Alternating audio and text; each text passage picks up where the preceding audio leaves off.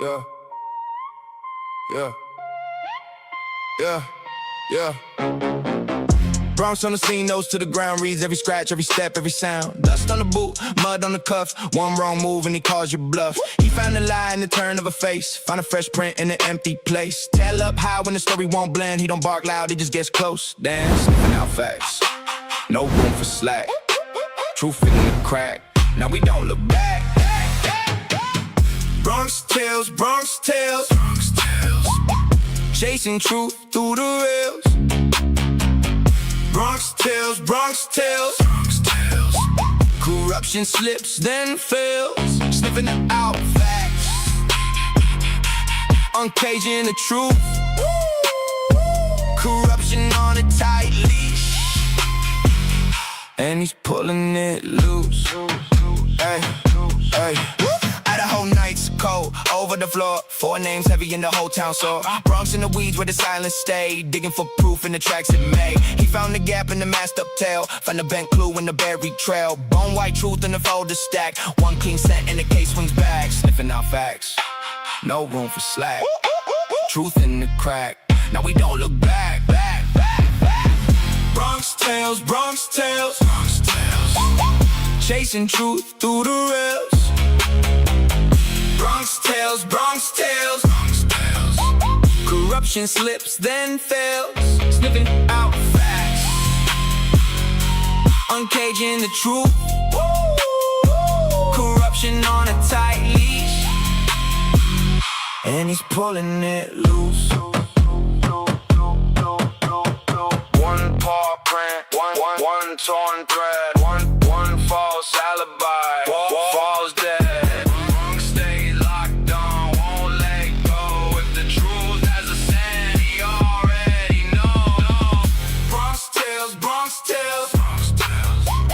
Chasing truth through the rails. Bronx tales, Bronx tales, Bronx tales. Corruption slips, then fails. Sniffing out facts, uncaging the truth. Corruption on a tight leash, and he's pulling it loose.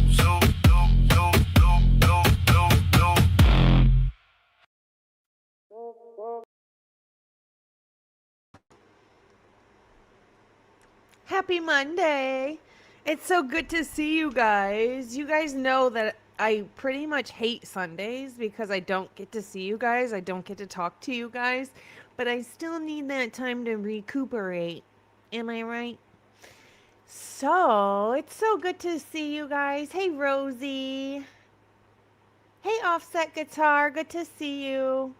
Curriculum in the Heezy. Hi, Nutmeg and Moonlight. Karen. Hey, Mikey. Mikey's first live was amazing. It was this past Friday, and it was really good. Hello, Blue-Eyed Butterfly. Good to see you. Oh, we love the rescue dogs. We love them, love them. Miss Bianca, we love you so much. Hi, Michelle. How are you guys? How was everybody's weekend? So good to see everybody. We have so much to talk about today. It's like, hey Dylan, good to see you. I'm gonna grab your message from Discord and I'll get back to you maybe tonight. It might be tomorrow. Let's see. All right. So everything is alleged in our opinion only. I don't think I've been saying that much lately, and I need to. Another thing I haven't been saying much lately, and I need to, is, of course, we keep the families in our thoughts. This should never have happened to the victims or the families. Everything we talk about, everything we do, does not minimize what the families have gone through and will forever go through because of this crime. What we do is try and get to the truth. That's it. If that means, hey, let's take a date and just speculate to, trigger each other's brains into maybe some ideas or theories, thoughts, triggers, whatever it is, that's what we're doing. We are not trying in any way to minimize anything that the families have gone through. So I just want to make that clear and make that known, because I don't think I do it often enough. Another thing is, hello, good to see you.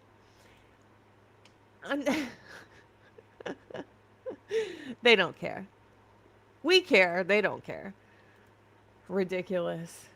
Another thing is, there have been several people that have been asking for an eye makeup tutorial. If you're interested in that, I did make a video and post it. It will forever remain unlisted, which means it will never come on your feed.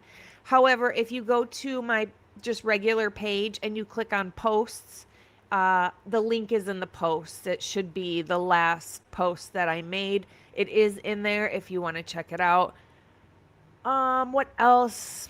Oh, I'm going to mention it again at the end because it's really important. I have 3 invoices for FOIAs. One of them I paid for myself, just went ahead and paid for it. The other 2 are interviews, and they're interviews from 2 males that they took DNA from. One is Patrick Butner, and the other one is Chase Dixon. They're both 200 and something a piece or better. So the deposit we need in the next 7 days is, we need one for 128 and another one for, I think it's 240. 128 and 240 is what we need. So we know that with those prices, they're long interviews as well. So that is what we're looking for in the next 7 days. I can obviously put as much as I can, but the only problem with that now is I've paid for probably 3 or 4 of them just on my own. I didn't even mention them. I just went ahead and paid for them, along with another one today. So I do need some help on these 2 if you guys are interested. Obviously, PayPal Cash App is better, and you guys know I rarely ever ask for anything, but I do need help on this one. PayPal and Cash App are always better, only because YouTube does take 30%, and we don't see the money for anywhere between 6 and 8 weeks. So that's the only reason why. But everything is helpful. If you can only donate through YouTube, that's perfectly fine. I can just go ahead and like reimburse myself later, you know what I mean, and get these paid for. So I'm really excited. They're 2 men that they got DNA from, so they thought they were decent enough suspects at the time, and they're very long interviews, or at least decent. So I'm excited to get these. Let's talk about Bryan Kohberger and his newly appointed attorney. Hi, Accomplished Day. Good to see you. Good to see you. Good to see you. Let's talk about, long interviews. So we know they're going to be half redacted and probably can't understand the rest of them. Ridiculous. I hate how they do it. I hate how awful their audio devices are, their cameras are, everything is just so annoying. You're a police station. I would think police stations would have the best of the best, and they don't. And it's almost like it's on purpose so they can manipulate anything that's said or done in there. Oh, we have really bad cameras. I didn't understand what he said. Yeah, okay, we know what you're doing. Anyway, let's talk about Bryan Kohberger's newly appointed attorney. All right, his name is Gregory Richard Rauch. I think I said it this weekend on the Verdict Room with Jules. If you haven't seen that, it was a great time doing that panel. I always love to pick her brain. Her conversation is just amazing. It just runs smooth. I just really like when Jules is on panel. But I mentioned that I'm really struggling with the fact that he has another public defender. And I'm like, I really thought in the first go around that if he had a paid attorney, we wouldn't even be in this situation that we're in right now, or he's in right now. And then we turn around and he could get a second bite of the apple, and we're going with a public defender again. And I feel like you guys all know my stance on public defenders. I've dealt with them myself, and they really work hand in hand with the prosecution. They're kind of there more so to mediate than actually fight and defend. They don't dig for information to defend you. They're not wasting their man hours or time or their own funds or anything like that to help your case. They're just there as a body, basically. You ask them to do things, they say they will, they more than likely won't. And they're going to turn around and shake hands with the prosecutor or the state when it's all over. They might even work in the same building as each other. They probably get paid from the same wallet that the prosecution gets paid for. So I'm not a fan of public defenders. I don't want him to have a public defender. I feel like simply having a public defender could hinder him a lot. I know it. I know it. Paying years for a lawyer, though, most can't afford, unfortunately. Trust me, I get it. And good to see you, by the way.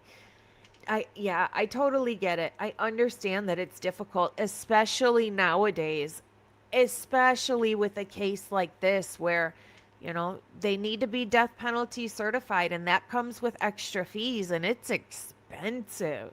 I mean, you're probably looking at easy $10,000 down payment, easy, just to retain the lawyer, not even to pay him to do any work. So I get it. I would love to see him be able to get a private paid attorney that will fight for him.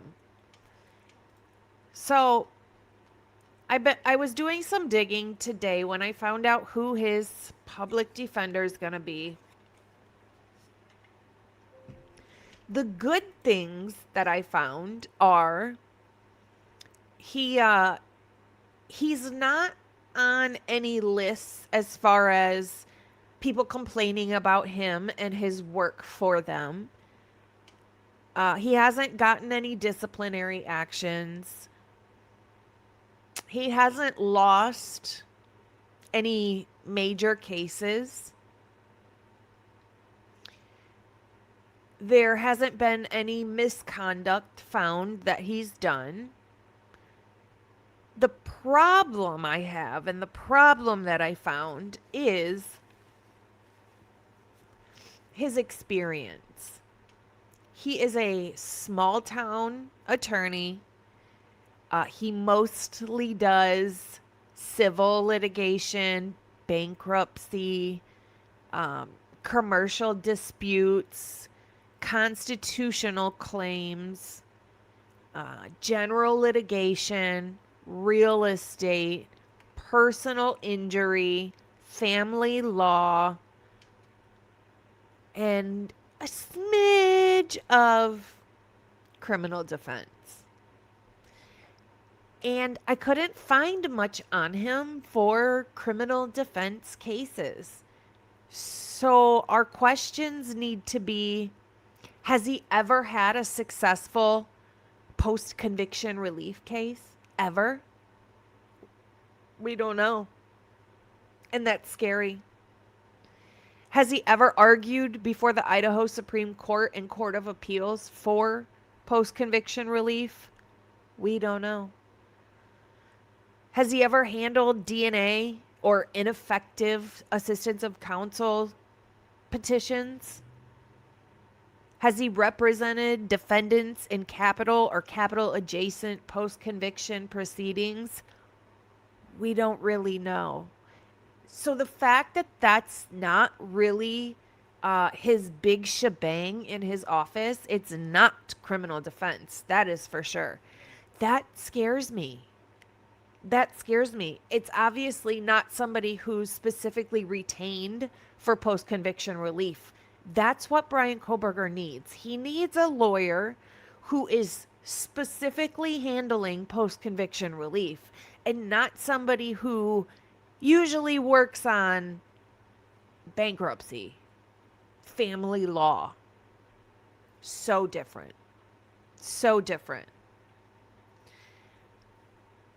I've always said, or maybe I haven't, I always think having lawyers in the community that are in family law is great to have because they do know the law probably better than we do, but it's not criminal defense, and that is a whole different ball game. I just hope that he is, if he's kept on, someone else was worrying about the new lawyer. I'm very worried. I'm very worried. Yeah, I was really hoping for a privately paid. Now, their money is not my money, so I can't talk about spending their money, right? It would be so expensive, so very expensive. I just hope that they do know and can keep in mind that they do have a community behind them. I'm sure we could retain a lawyer or get them the funds if they make a fund for it. We will never make a fund for somebody else, but if they make their own fund, we can obviously help promote that and get funds to them to hire a private attorney. Then it comes on to, but can we continue those funds to continue to have him on the case? I would like to think that we could. I just don't know if they have the trust in that I believe that we can do. I don't know. So that is the attorney. His name is Gregory Richard Rauch, and hopefully I just hope he can prove me wrong. That's it. I want him to prove me wrong. Show me that you can handle this. Show me that you can win. Prove it. And it's not even a matter of him thinking like, oh, I can handle this, let me take it. No, they're assigned. They're just assigned. So yeah, for sure. For sure.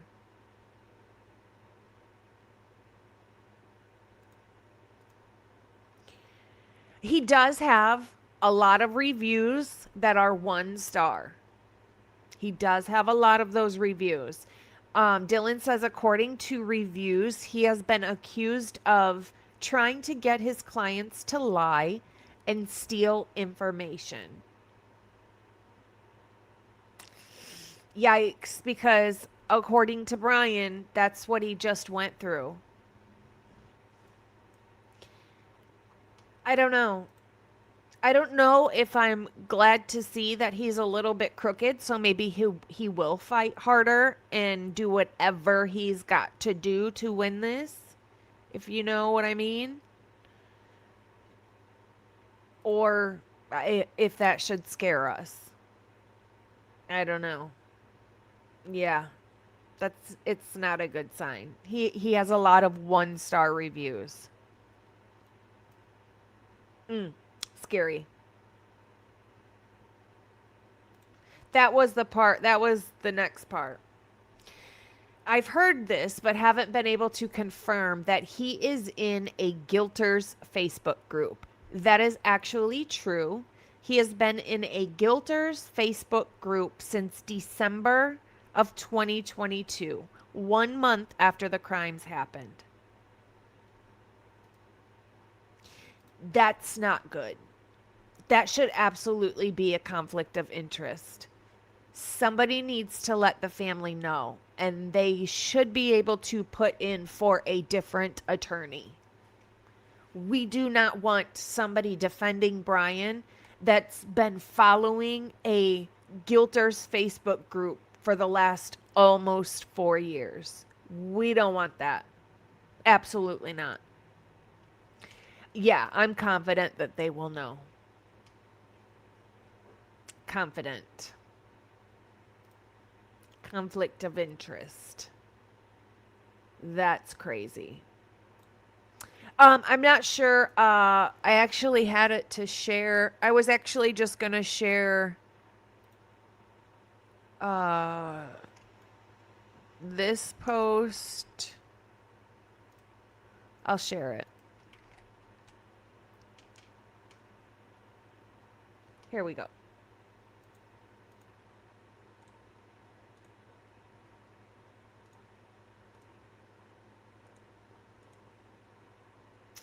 Here we go. So this is Jules's page, and she says, it came to my attention in our last live that not only does Bryan Kohberger have an attorney on the docket, but this attorney has been in one of the Guilter groups on Facebook since December 2022. I sent this information to Melissa. This attorney also lives in Moscow and graduated from U of I. It does say retained, along with stating the Ada County Public Defender is inactive. So I don't know if that means this man was hired or not. I just do not like the connections here. So here is, it shows active attorneys, Gregory Richard Rauch, and it shows retained. This is who he is. Areas of practice: bankruptcy, debtor's rights, creditor rights. I don't know. Is it just me, or do I feel like I feel like there should be like business litigators, bankruptcy, you know, people that litigate over money and things like that. And then there should be criminal. Like they shouldn't be, you shouldn't have one person that does both of those. Either you're criminal or you're whatever else there is. I don't like that he mostly does, you know, bankruptcies and civil litigations, real estate litigation. I feel like that's a completely different ballgame. Yeah, not the right attorney for his charges. I wholeheartedly agree. I don't think being an attorney should be just like a melting pot of what you litigate. Criminal should always be different because it is different. I mean, bankruptcy is nowhere in the same boat as the death penalty. Sorry. And this is his Facebook, and he is a member of University of Idaho Murders True Crime Discussions since Christmas Eve 2022, and that is a Guilter group. Sounds like he does lazy law. Yeah. Yeah, Jules talks to his sister, Melissa. And you know what? That's honestly gives me peace of mind that she talks to her, because then I know that the things that they truly need to know, like, hey, we found this information, get it to the family so they can add it to Bryan's list of ways to defend it, ways to get it thrown out, ways to get the court to see it. At least now we know everything we say that is a big deal will get back to the family, which in turn will get back to Bryan.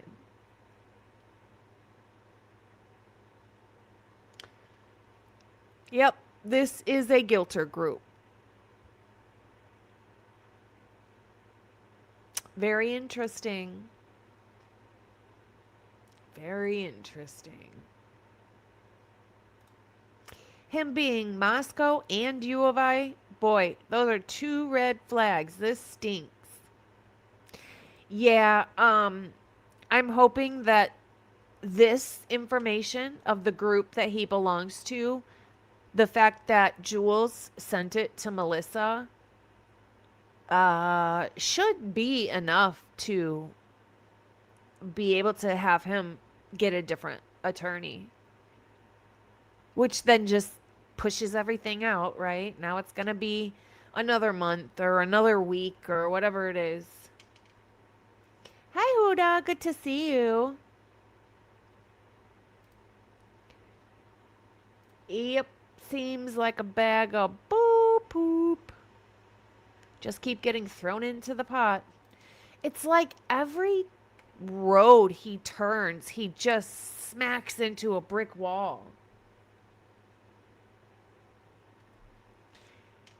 Everything he's done, every step they've taken, brick wall, brick every time. It's almost like getting old.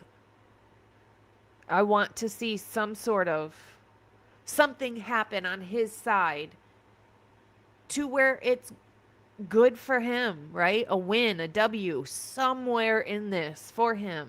My goodness. Okay, whoops. Remove it. Okie dokie. Now. Thank you, Witchy. How do specific attorneys get assigned? Hippler? This one was Hippler. Absolutely. Yep.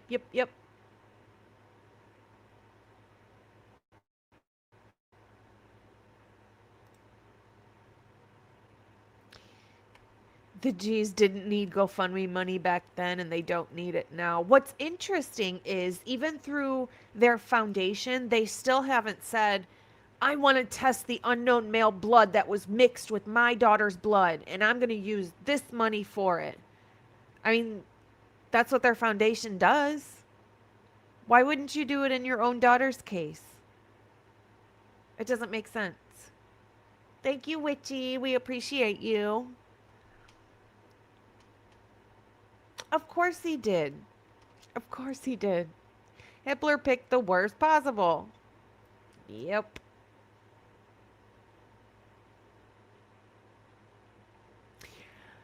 All right, I'm sure we've all seen it, but I want to get into the Bryan Kohberger Mowitch connection, theory, information. Let me turn this up a little bit. All right, I'm going to play Pav's video on this just in case there are any people out there who have not heard it, also to kind of set the stage for what I want to talk about. So, here we go. Bamshell, bombshell. This is actually crazy if you haven't seen it. Assuming that it's true, actually.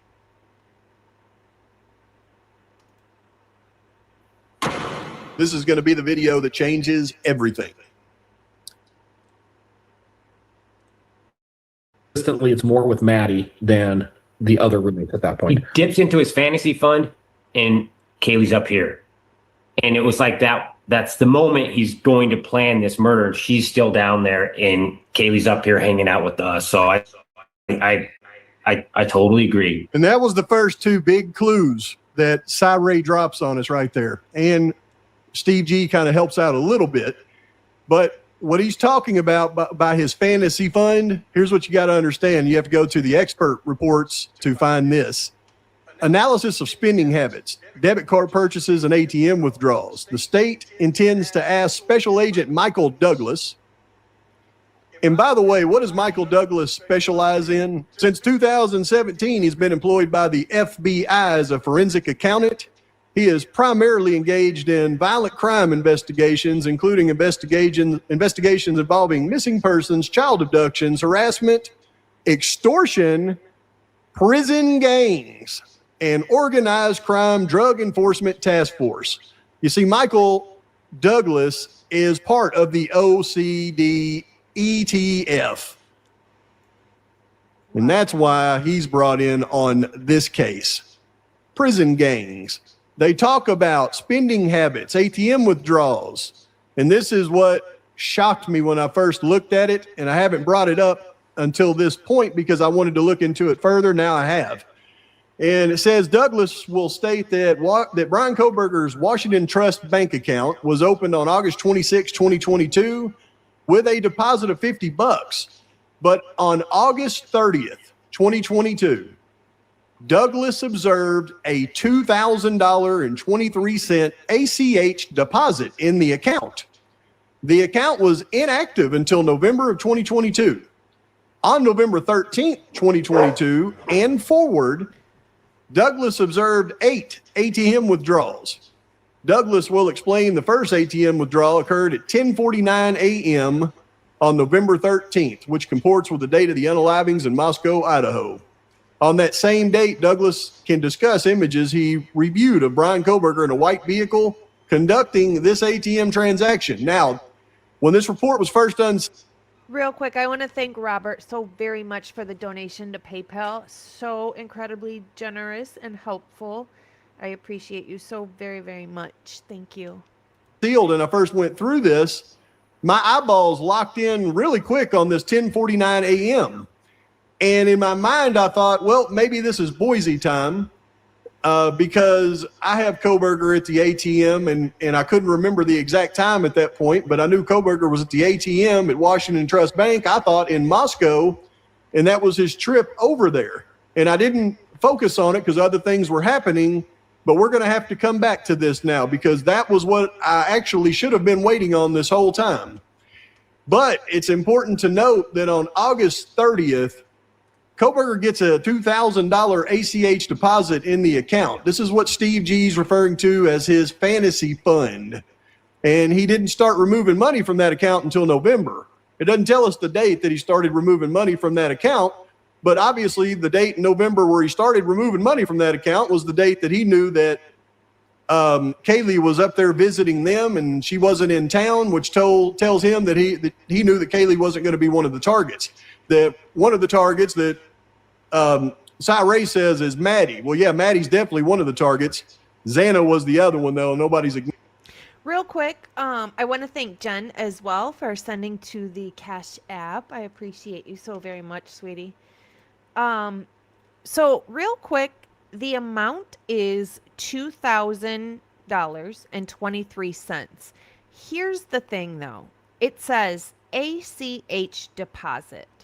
So this deposit is a direct deposit from more than likely a job. This is not a deposit that he put in as cash. This is not a deposit that another person put in as cash for helping with the homicides or whatever it is. This is a direct deposit, more than likely from his job. Knowledge in that at this point, but they will sooner or later. But there's a couple of keys right here. I don't know who put this $2,000 ACH deposit in Bryan Kohberger's account, but the fact that they did it on August 30th blew my freaking mind because it's not a person. ACH cannot possibly be from a person.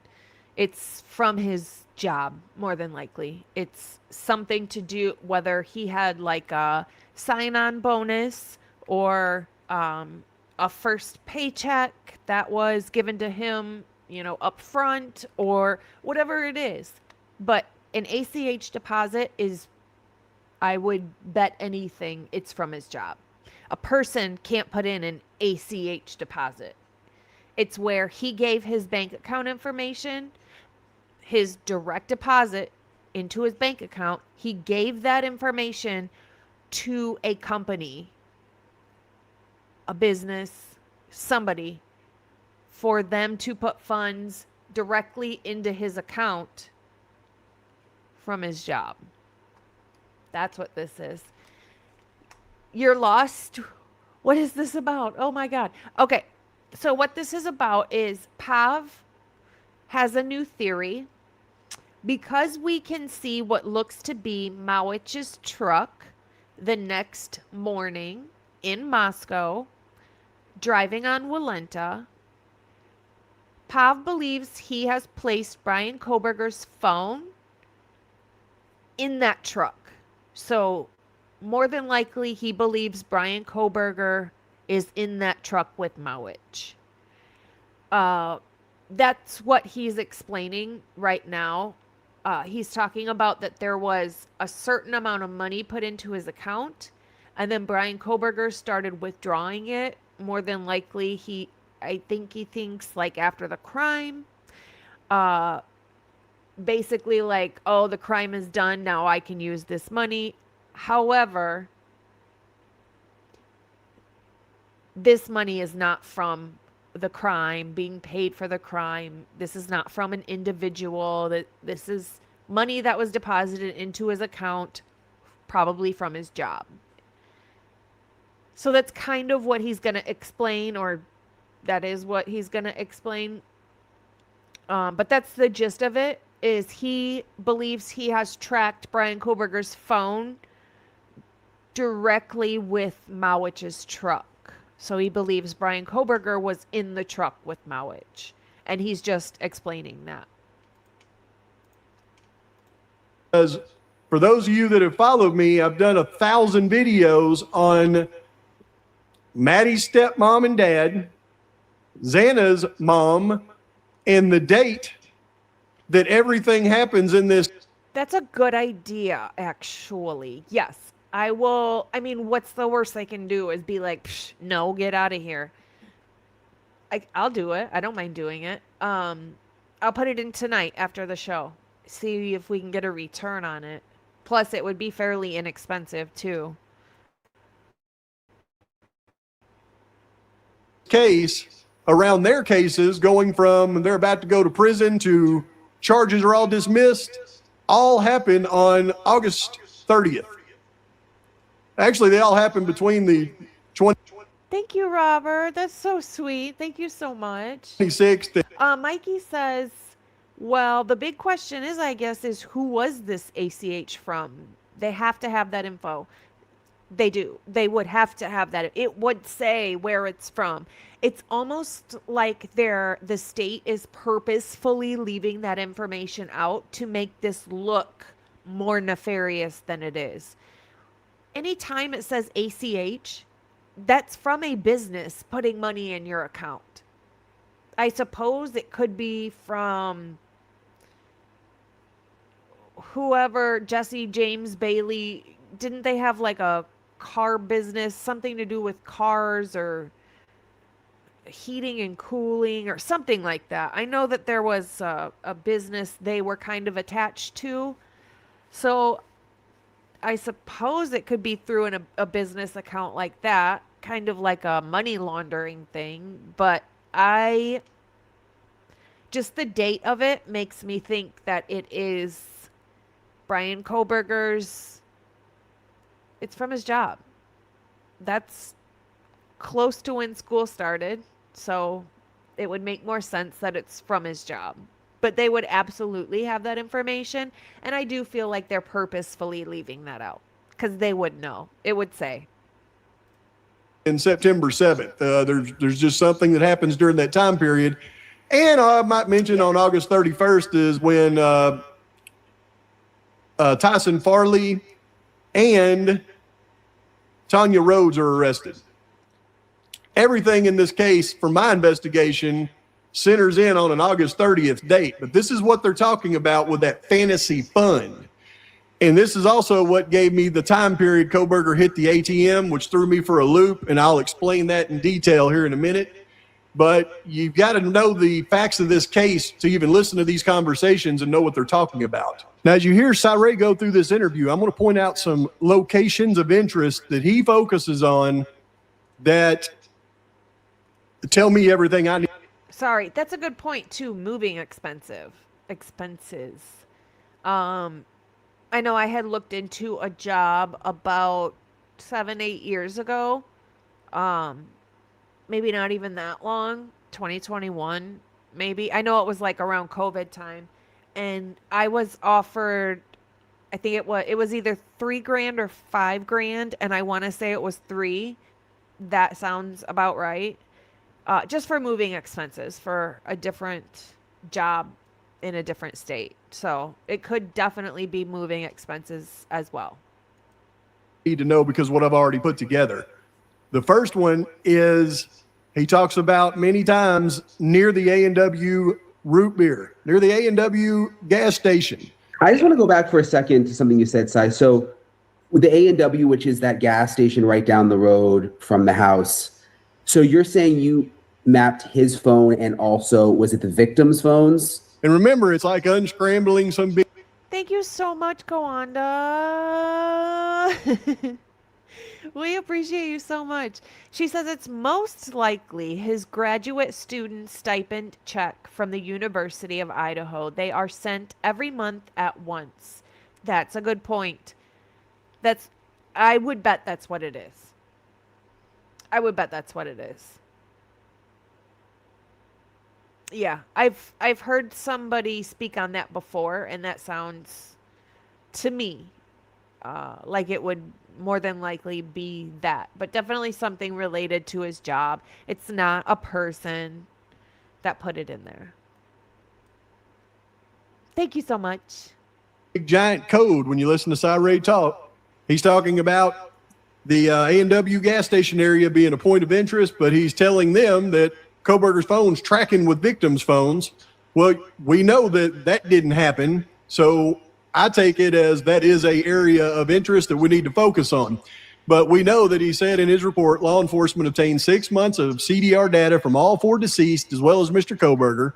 The enormous amount of data was requested to analyze for connections between Mr. Kohberger and any of the decedents. This is a best practice and absolutely was a required component of this investigation. However, documenting the analysis process as well as the findings of that analysis is also best practice and a required component of this investigation. The FBI final cast report falls well short of this requirement.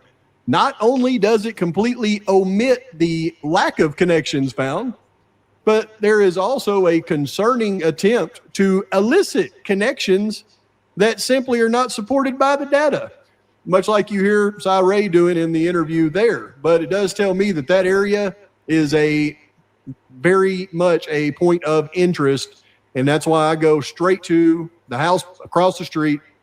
Now, most people will focus.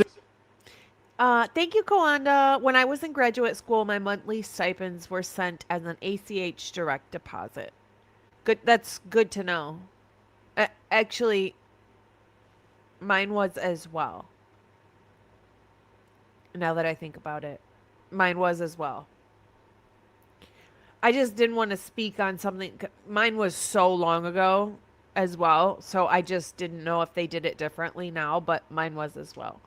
Thank you so much, my love. In on that, and they'll go, oh, it's Ethan's apartment, Zane and Ethan. Yeah, no. Near the A&W root beer is supported by the data. This comment says, look at the sentence above what Pav had highlighted.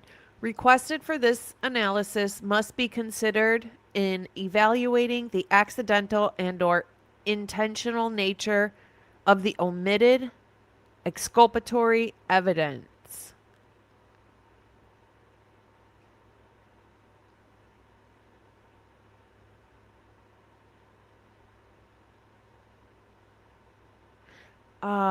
I would guarantee that it is not accidental. Yeah, Cy Ray is saying that the state or the FBI purposefully left out cell phone data information on purpose. Well, why would they do that? Well, because it would show that what they're saying is not correct. It would show, don't look over here because Bryan Kohberger really wasn't doing anything. So we need to leave this part out of what he actually was doing, because that would make him look better than what we're trying to get people to perceive him as. Awful. Much like you hear Cy Ray doing in the interview there. But it does tell me that that area is a very much a point of interest, and that's why I go straight to the house across the street. Now, most people will focus in on that, and they'll go, oh, it's Ethan's apartment, Zane and Ethan. Yeah, no. near the A&W root beer is Braun. All right. This is going to be Braun. These areas of interest that he's focuses in on the exact people I've been talking about this whole time. So you got Braun here in her house right here across the street from the A&W. Now he's going to talk about on August 28th, a specific time, August 28th, where Kohberger is at his apartments and he goes to the apartments across the street, or his phone does. And he's talking about it in a different context, but I know exactly what he's bringing up when he says that, because we all know the apartment across the street is Pimlico. I believe Maddie was the target. I believe Maddie is who he interacted with earlier. There's some other things that kind of support that. I hope a lot of this comes out at some point. I think. Sorry to know, but why do you say some things to support that? Is that the cell phones? Yeah, there's a lot more collisions between Brian's phone and Maddie's phone than any of the other victims. And what I'm saying about collision is Is there an echo? Do I have an echo? Can you put a 1 in the chat if there's an echo?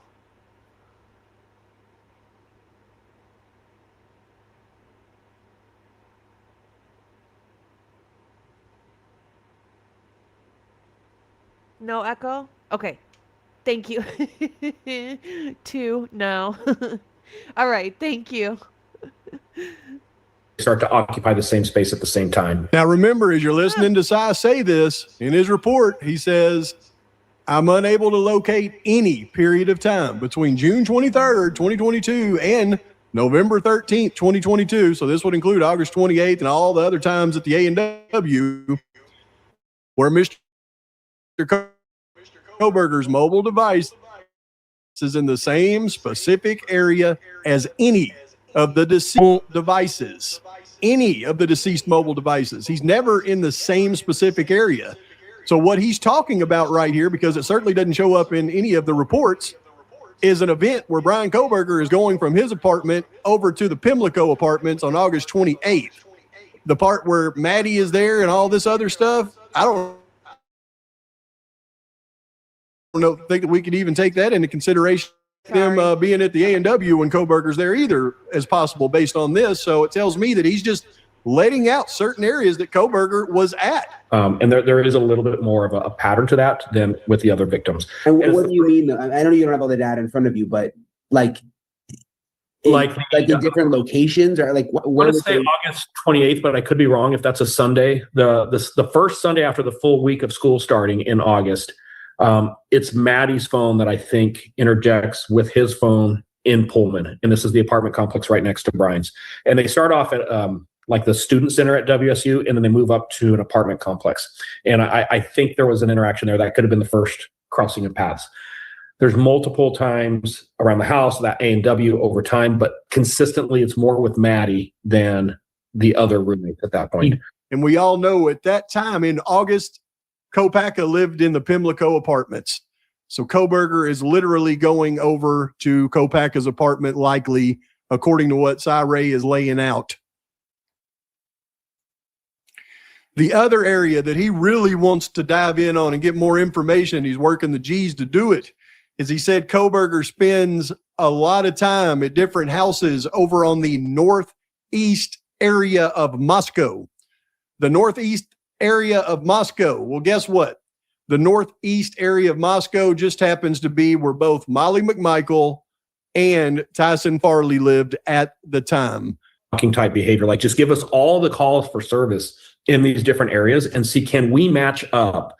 Hey, he keeps going back to this other house on the northeastern side of Moscow. Oh, weird. The neighbor across the street has called in 3 times about a white car. Like, how does that change this investigation dramatically? And these are some of those things that I keep saying are just completely absent from this investigation. And I don't have to remind anybody of this. We all remember this conversation with Brian's neighbors and what they had told law enforcement about Brian sitting on the stairs and leading up to his apartment next to a male. The male was described as having light brown skin, a sleeve tattoo on his left arm, wearing a sleeveless shirt and shorts. Said the male was riding a dark color blue or black Harley type motorcycle. Said the motorcycle was not a sport bike and was very loud. Said he and the other person both noticed that Brian and the male were talking, but said as they got closer, Brian and the male stopped talking and looked at them. Said Brian acknowledged them and asked how it was going and said it seemed as if Brian was acting overly nice. They said when they walked away to their apartment, Bryan and the male were still silent, did not continue their conversation. Said he saw the male get up, heard the motorcycle start, but did not see him drive off. Said this was the only time they ever saw this person and or saw or heard the motorcycle.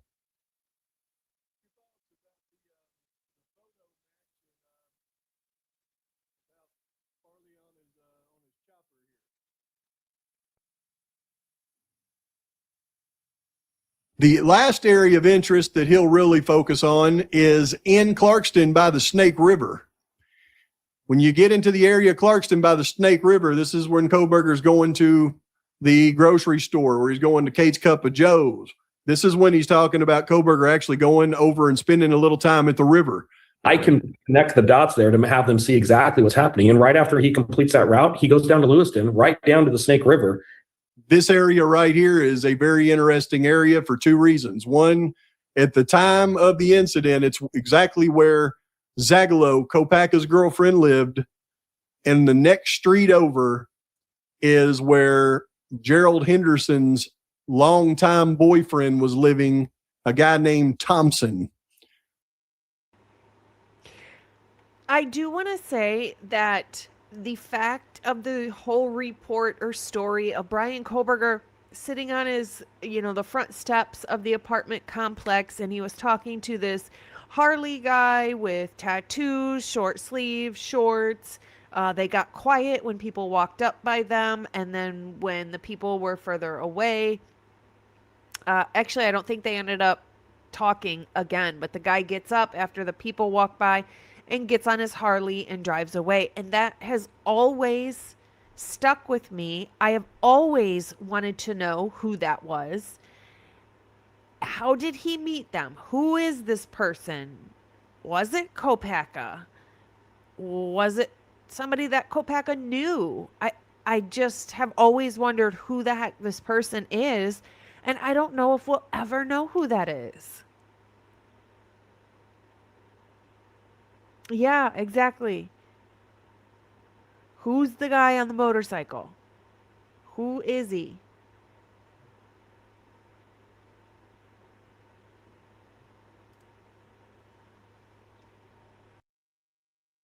Very important to grasp that for what happened later in this case.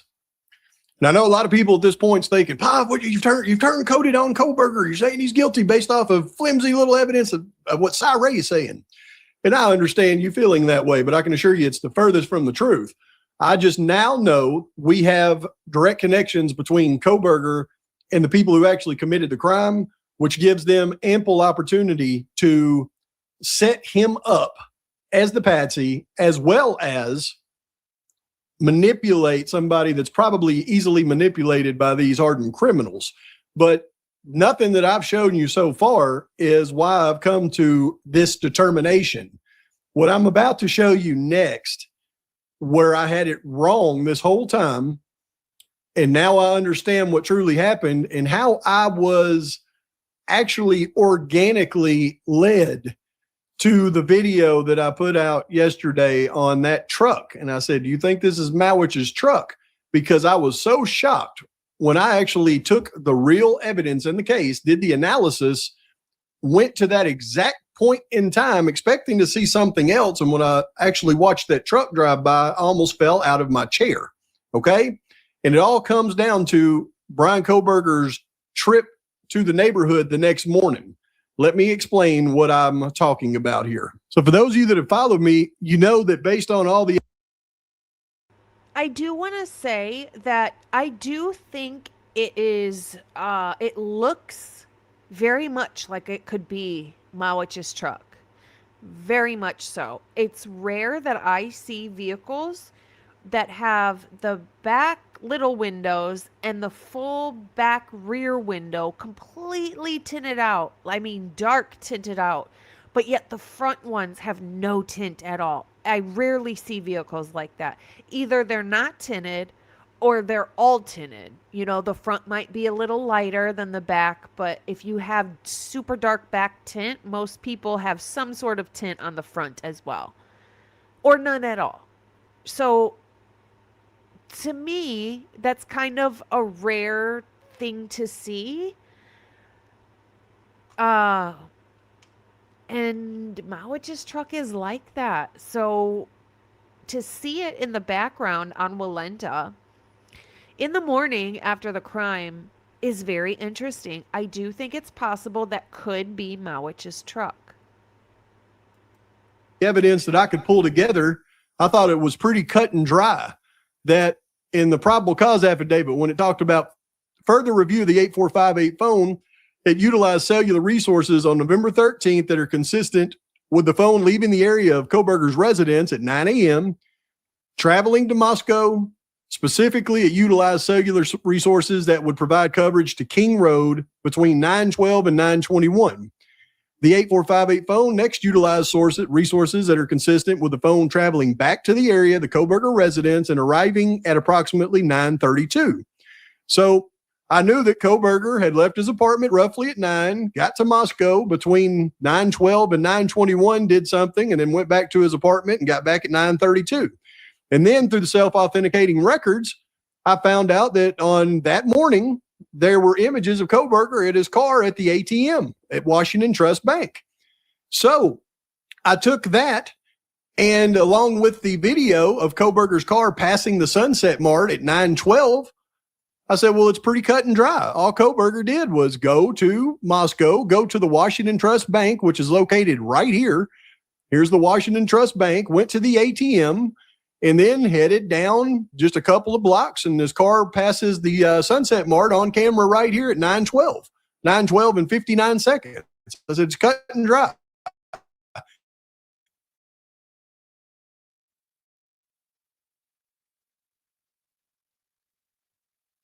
All he had enough time to do was go to the ATM and then go back to his apartment. The only thing that I never really could reconcile was why was Kohberger driving this way, and he would have needed to be driving to the ATM to account for that 7 minutes. And that was the only thing that I couldn't figure out. I thought maybe he just circled back around and went to the ATM, but it more than, gave me the reason why Kohberger went to Moscow that next morning and wasn't going back to the crime scene. And then when I saw the report that I showed you earlier, that's why that time really made me go, what the heck? So after listening to Cy Ray in that interview talk about how Kohberger went back over the next morning and seeing this ATM withdrawal that occurred at 10:49 a.m. and not during the time frame that I thought it happened, I went, well, what is this? Did Kohberger go to the ATM twice? So it forced me to actually take the cast report and really break it down. And when I did that, I was floored at what I found. So when I go through the slides on the FBI's final cast report and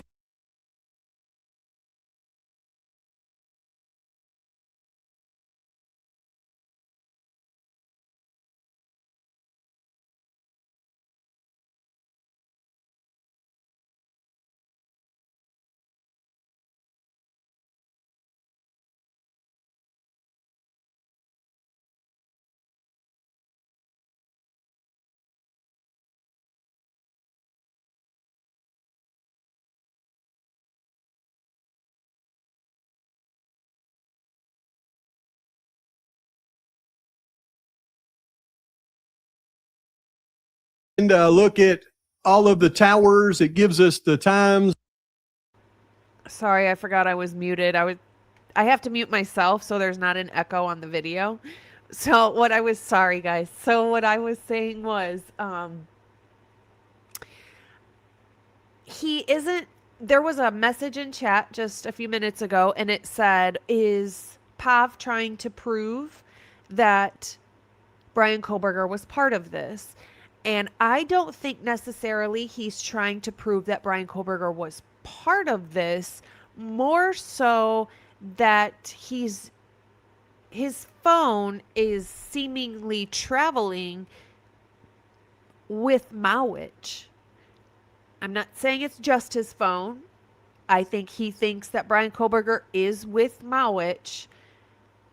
They're seemingly in the same places at the same time, traveling. He'll explain it right now is when he's going to explain it. But I have a different theory. Pav thinks Bryan Kohberger was manipulated in one way or another. And if this is true, if what he's saying is true, where Bryan Kohberger's phone is matching up exactly with Mowitch, then I have a theory on this.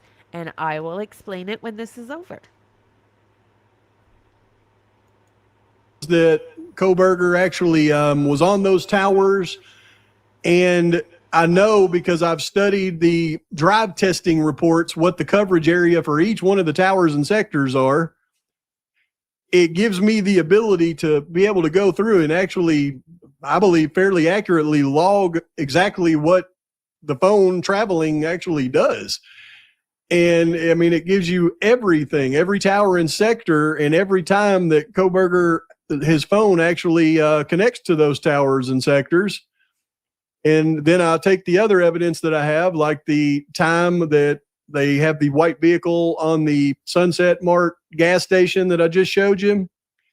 And I created my own map, took all of the data, and I'm able to actually go through and really understand exactly what happened at what time and what took place when, from when Kohberger came back that morning from, I believe, not from the crime.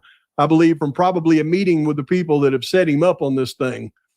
But I can now do this. And this is what I did as I went through and put this together. This is what made me go, oh my God. But I know, just like the PCA said, Kohberger left his apartment around 9. How do they know that? Because they've got a hit on the tower and sector on this tower right here in this sector at 9:00 and 54 seconds. And you can pretty much determine, because earlier he was making phone calls and he was at his apartment, that he was at his apartment. So this is him leaving his apartment and heading south. And at 9:00 and 54 seconds, he pings off of this tower and sector. 3 minutes later, he pings off the tower and sector that's facing south. So at 9:03, Kohberger is either on 270 or maybe just south of it. And there's a 3-minute gap between here and here. 3 minutes would be just enough time to stop by the coffee house apartments. And I think that's why we're only seeing one glimpse of the vehicle at the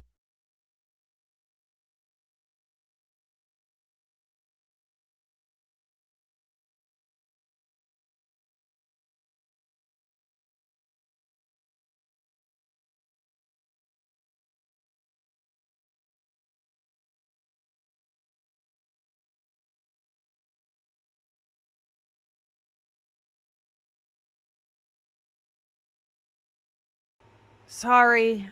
Was it did Mowitch get stabbed and found wandering the street at, it was like 2 in the morning or 3 in the morning? Was that on the 14th?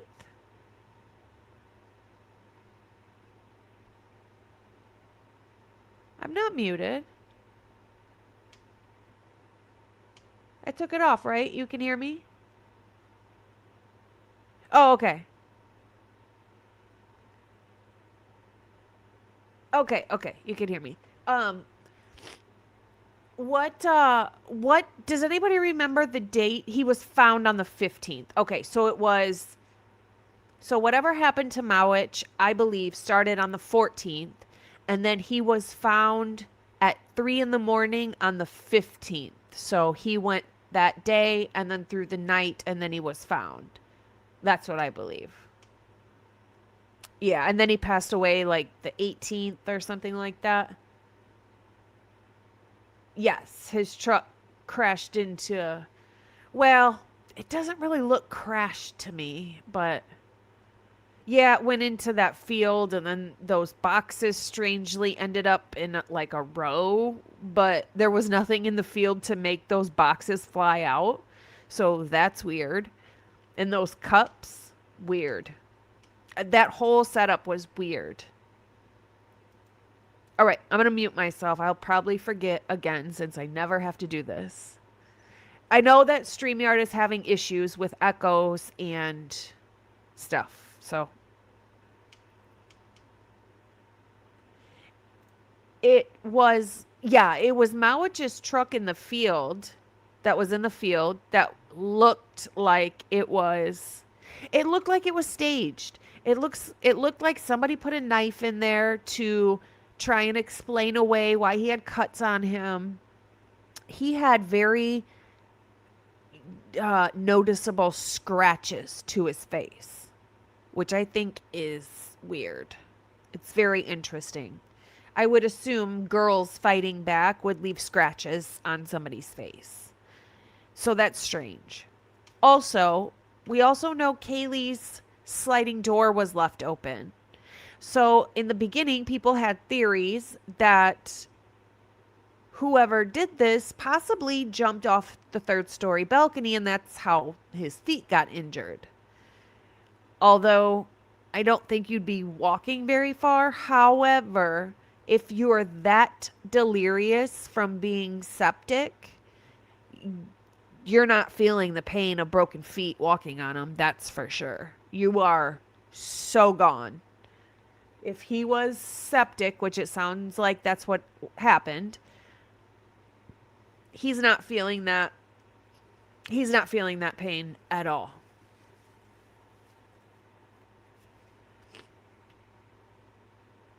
Ah, thank you so much. That's so sweet. Welcome to our new member, our new paw pal. Welcome to the pack.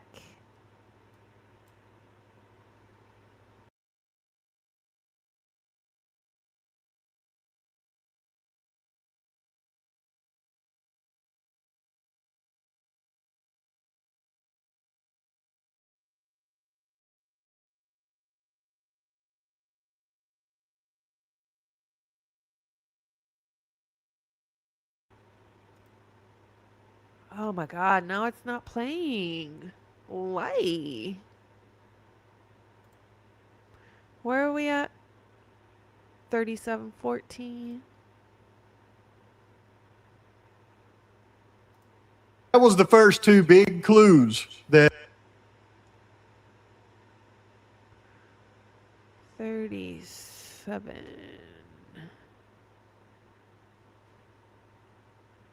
Oh, stopped by the coffee house apartments. And I think that's why we're only seeing one glimpse of the vehicle at the Sunset Mark gas station. And I'll show you what I mean about that here in a minute, because I think if they showed the other camera views, you would actually see somebody else sitting in the passenger seat of Kohberger's car. So as he leaves there, he must have went across 270. So I don't know why they don't have any video of him going across 270, because his next tower that he actually hits is in Moscow. And it's this particular tower, which provides coverage to the area right around the King Road residence, all the way across to where that Sunset Mark gas station is. And he is on this tower at 9:12 and 14 seconds, which puts him almost exactly at the right spot to where that white car that drives past the Sunset Mart at 9:12 and 59 seconds. I mean, so his phone in that video of that car, that is kind of lining up just perfect. But here's what got me, because I knew that his car was heading south because of the video at that gas station. The next thing I looked at was the fact that his phone then stopped connecting to that tower and sector and connected to the other tower and sector that did provide coverage to the King Road residence. Now, it's a big coverage area, but I know that his phone was heading south and then it headed west, because it then reconnected to the tower that it was on before it went to that tower. So there's only one way it could do that.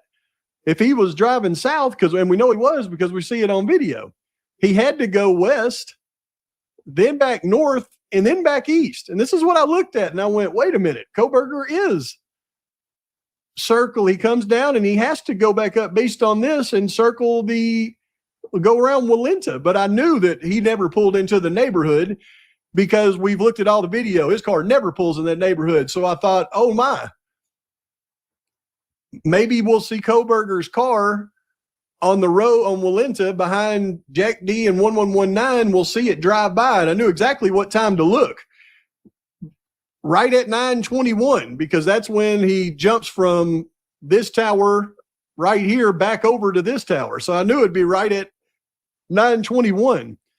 And when I zoomed in on 921 at the vehicle, there's only 4 vehicles that drive by. 2 of them were white station wagons. One of them was a truck pulling a trailer, but the one that pulled by at the exact time that I expected to see Kohberger's car pull by was the one that I put out in the video yesterday. That's the only reason I found that truck and asked y'all if it was Mowitch's, because I was looking for Kohberger's car to pull by and I didn't see it, but I sure saw what I thought was Mowitch's truck. Well, this which is means that interesting. Kohberger, when he came down here at 912, here's a he Mowitch's stopped truck somewhere, here, got out, got in superimposed Mowitch's over truck this with his is phone still on, in between. and they drove right past the King 1119 Road and Jack D's neighborhood house in Mowitch's Back here is truck. Walenta. Now, Kohberger Watch is a this. criminology student. He knows that if he's got his phone on and as he's doing this, he's putting himself right back at a crime scene. That's why I'm confident that these guys are taking advantage of him. He didn't know what they were doing to him, or he would have had his phone off at this point. But the cast information, literally, there's only one way this works, is if he comes down based on the video at the sunset mark, goes south, he would have had to gone west, back north, and back east, literally circling Walenta. With the And then at the exact dark time I'm looking for him, I see what I believe is Mowitch's truck. Yeah. I'm pretty sure that's it. Okay, so what he's saying is he tracked Bryan Kohberger's phone. He saw that Bryan Kohberger, I guess he thought that that was his car. For me, it doesn't really matter if that's his car or not. That's not what I'm focused on in this. So he's tracking Bryan Kohberger's phone, and it apparently hits on this tower that would service the area of what we're looking at on the screen right now, which is Walenta. If you look to your left, that's Jack D's house. So behind it is Walenta. And right when Bryan Kohberger's phone would be going on Walenta right here, you see Mowitch's truck. I'm wondering, and this is all speculation, just my theory that I've thought on since yesterday, and it's not really a huge big bang or anything. It's just, is it possible that Bryan Kohberger in this morning of the 13th was driving around waiting for Mowitch for whatever reason? They got hooked up, whether it was through Kopaka or whoever. Was he waiting for Mowitch for whatever reason? Parks meets him in this area, parks, Mowitch picks him up, and then they're driving. They're driving around. They do whatever they have to do. Maybe Bryan got drugs. Maybe Bryan was buying drugs from him. I don't know. I don't know what it is.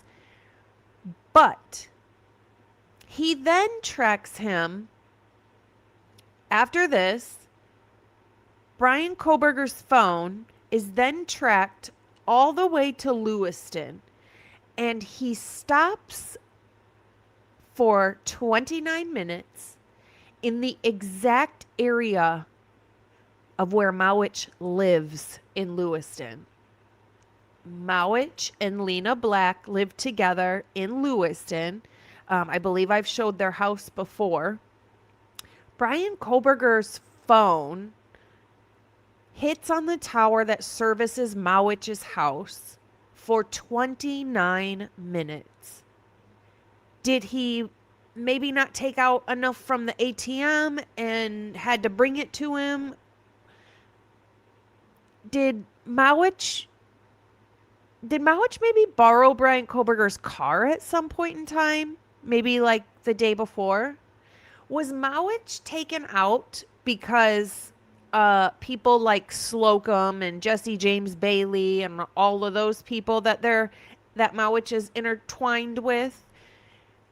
Did they maybe take him out because he brought somebody else into it and maybe used somebody else's car to commit the crimes with everybody else or whoever was with him.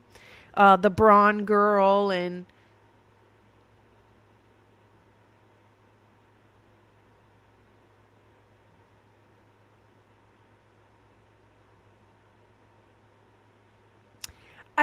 the only thing I'm struggling with is I don't think Bryan Kohberger was on drugs. I just don't think so. But it is strange that Pav has tracked Bryan Kohberger's phone right along with Mowitch's truck. Or is it possible that this is all not true? That all of this is just not true? Maybe the towers were wonky that morning. Maybe Bryan Kohberger was just driving around and just happened to be hitting off of a tower that Mowitch was driving by. I really just don't think he was on drugs. So I was kind of talking through this theory and I was like, maybe did Mowitch borrow his car? Was Bryan Kohberger buying drugs? What? I don't know. I don't think it was drugs. I don't necessarily think Mowitch borrowed his car, but there could possibly be a connection between the two, Bryan Kohberger and Mowitch. I'm curious what you guys think. Is there a connection? Was Bryan Kohberger in Mowitch's truck? Or was his phone just pinging off that tower because he was in the area from going to the ATM? Because we know he went to the ATM.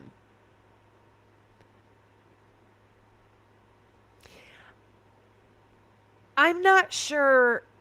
It's just weird that then after this, Mowitch is all cut up, delirious. He has sepsis, walking down the street with all these injuries, and then he dies. I just don't understand. At first I thought, well, maybe Bryan Kohberger was in Mowitch's car, and Mowitch drove him and Bryan Kohberger to his house in Lewiston. But that can't be either, because Bryan Kohberger, even though his phone hit off the tower that services Mowitch's house in Lewiston, and he was there apparently for 30 minutes, he then proceeds to go to Costco, which is where we see him in the grocery store on camera, and he's driving his own vehicle. So I'm not understanding how he could be in Mowitch's car.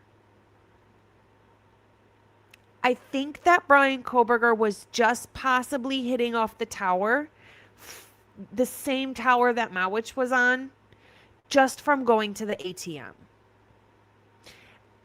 I know that it's possible that Pav thinks that Bryan Kohberger was on drugs and this is all a big drug deal and yada, yada, yada. I've worked around addicts for a very long time, and I can tell you Bryan Kohberger, I can pretty much say without a doubt, Bryan Kohberger was not on drugs. He didn't look any different from when he was arrested to his next hearing. Anytime we saw him on camera, he has the same skin color, except for the one where he looked really tan.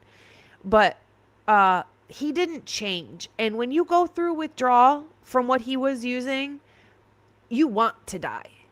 And you look awful. And you cannot get yourself put together. You can't get ready. You can't shower. You just can't do anything. It's too much. The withdrawal is too much. I don't believe Bryan Kohberger was on drugs. I just don't.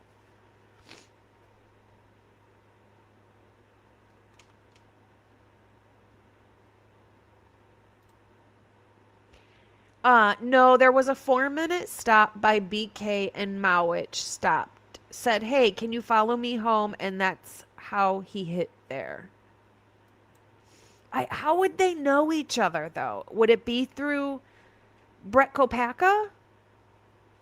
What's the reason? You follow him home for what?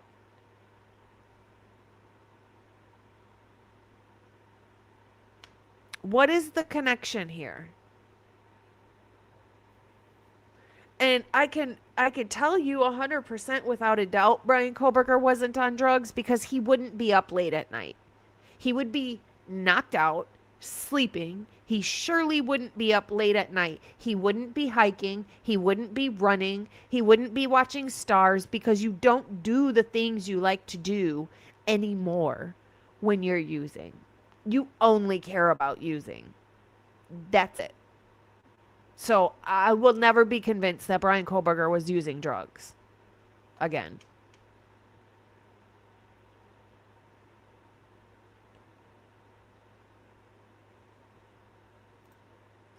Maybe BK is still working with police in some way, but they would pitch someone to the crowd if it saved him. Maybe Bryan Kohberger did get hired for what he was applying for, and he was following Mowitch. He was watching Mowitch. I would believe that over any actual involvement with any lifestyle that Mowitch had. I think it's highly possible that Bryan Kohberger did get hired with Pullman PD. You remember there was that document where it had Bryan Kohberger's email address with the police station, and it was redacted and it said employee email. I think it's very possible that Bryan Kohberger was on some sort of job. And he was possibly part of the parallel investigation with the FBI and with whoever else and the PD, trying to take down this drug ring with Mowitch, Slocum, Jesse James Bailey, Curtis Leonard, and all those people. And the reason Bryan Kohberger is pinging exactly where Mowitch is pinging, because he's following him. He's watching him. And he follows him all the way to his house, and then he waits and he watches, because that's what he's supposed to be doing. Almost like a private eye. Thank you so much, sweetie. I appreciate you. That's what I think. He is not on drugs.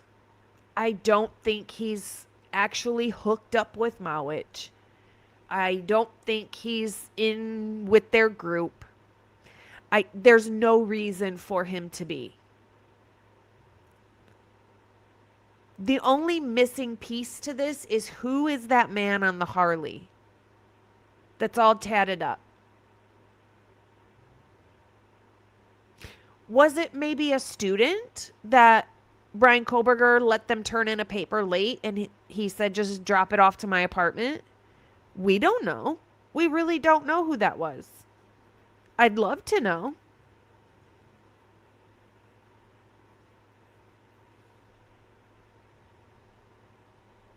But I think Bryan Kohberger was watching Mowitch. And that's why he was in the area.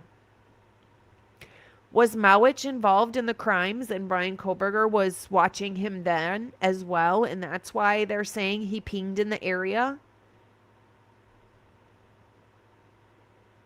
Did Bryan Kohberger witness Mowitch or somebody going into the home, and that's why maybe he sped away fast?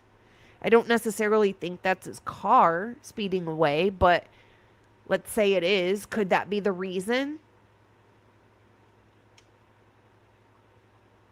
I think Bryan Kohberger was on a detail. That's for sure. Thank you so much, Rosie. I appreciate you.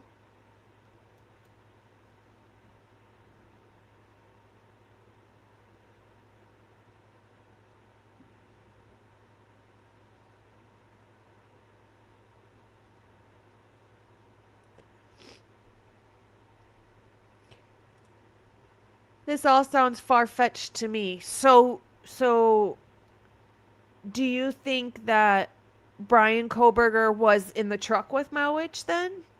Because I feel like that sounds far-fetched to me.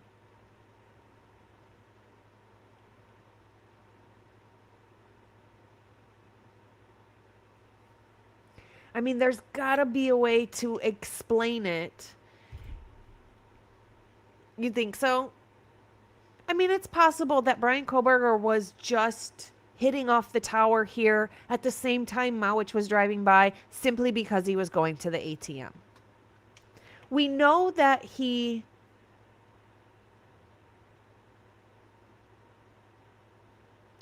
interesting. I don't think Kohberger was anywhere near the area and digitally was put where they wanted to put him.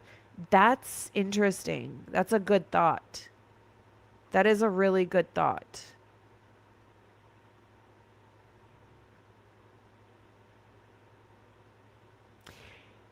We know he drives his own car to Lewiston. We know he drives his own car to the Costco down there. But that's not till about 11:30.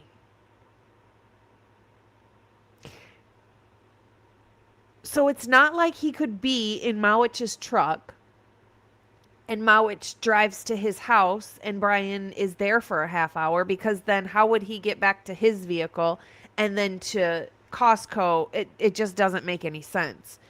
The only thing that would make sense, if any of this is even true, is that Bryan was watching him. That's the only possible thing that I think could have happened. And the other part, the other theory would be none of this happened. None of this happened at all. That Bryan was just doing his normal routine that day. Get up early, you know. He was on the phone with his parents for a while in the morning. Wasn't he? Like 2 hours, they said. So this whole time he would be on his phone anyway. He gets ready, goes to the ATM, goes to the grocery store, maybe stops at somewhere in Lewiston to look at, I don't know, maybe a walking path, maybe somewhere to hike, a park.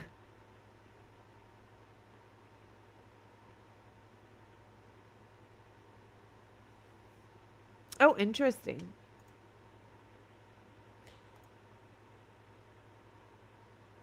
I think maybe Kopacka gave Mowitch those knife injuries. Interesting.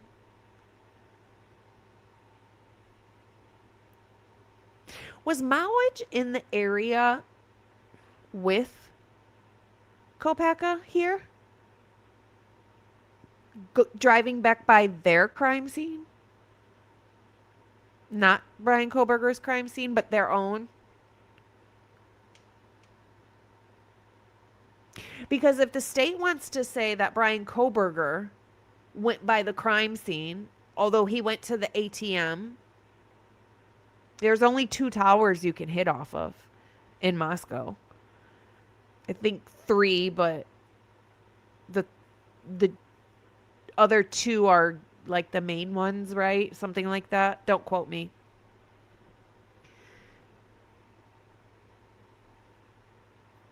So if they say that about Bryan Kohberger, that he was the next day driving by the crime scene to look at his work or see why police weren't called yet or whatever, then why couldn't we say that about Mowitch? Because he's driving down Walenta.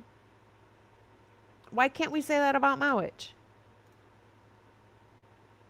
I mean, it makes more sense to me that Mowitch was, or somebody was driving Mowitch, because Mowitch has scratches all over his face and he's cut to heck.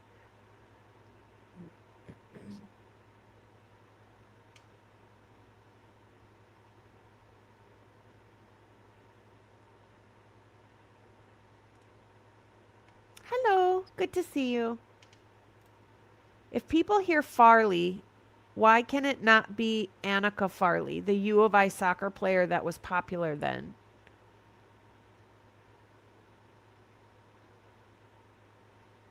Interesting. I don't think I ever got on the Farley thing.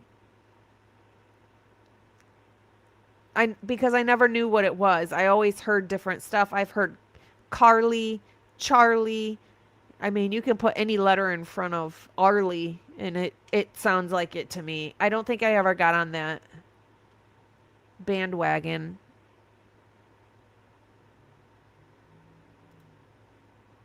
Oh, he didn't pull out 2K. He pulled out 200. It was 200, I guess. He did not pull out 2K.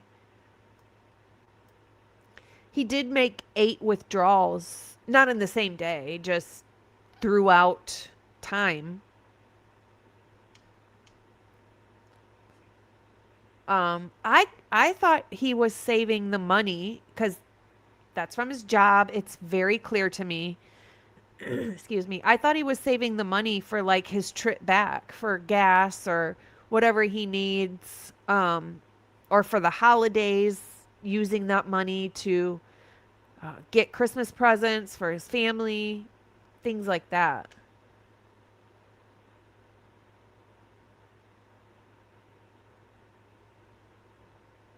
Yeah, the 2K went into his bank, but he withdrew 200. Excuse me, 200.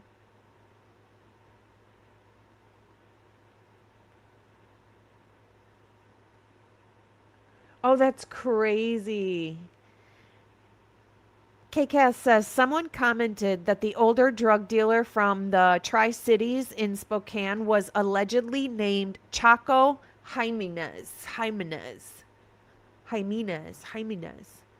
which is crazy because I said his name was Chico. I said his name was Chico. That's crazy. Interesting. It was a deposit from his job. The 2000, it was 2000, it wasn't exactly 2000. It was $2,000.23. It was an ACH. So an ACH is a direct deposit. Nobody sent it to him. Nobody put it in his account. It wasn't a transfer from PayPal or Cash App or Zelle or Venmo. It was from his job, a direct deposit from his job.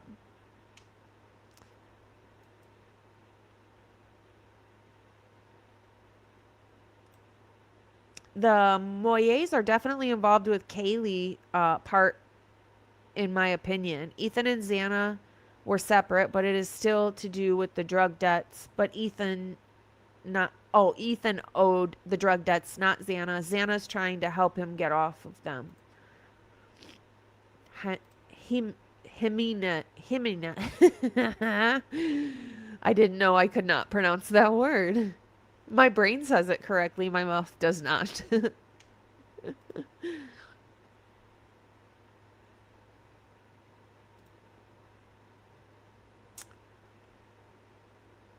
What's Tours?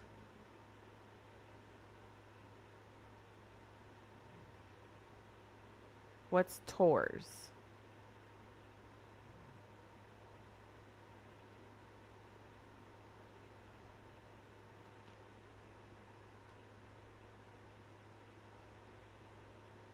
Umanez? Umanez?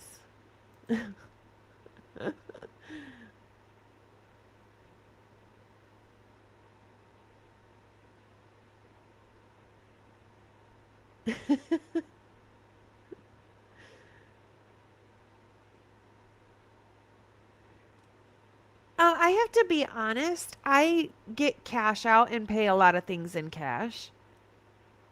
Sometimes I'll get, I don't do checks. So a lot of times I will do money orders. There's some things I have to pay that are in town. And so I just take it there in a money order. So I get, I have a receipt from the money order. Then I have a receipt from them. Then sometimes I just pay in cash.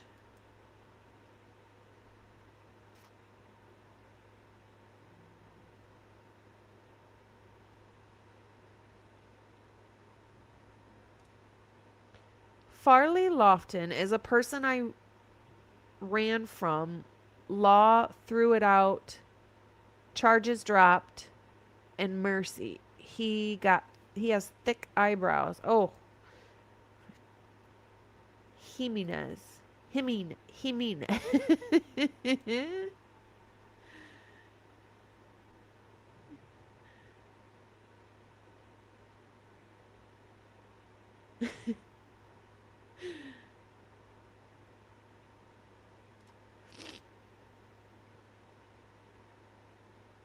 Yeah, I just don't see Bryan. I just don't.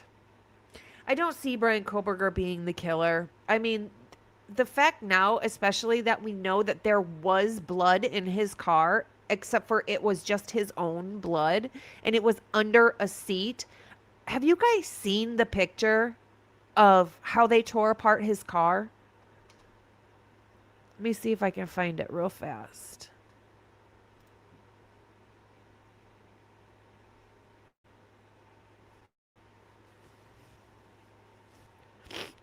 Sorry.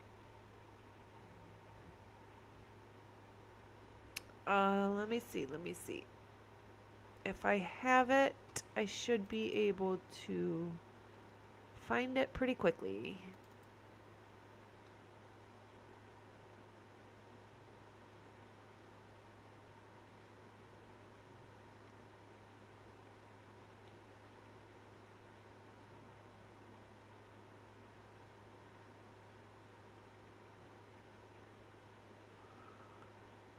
Here it is.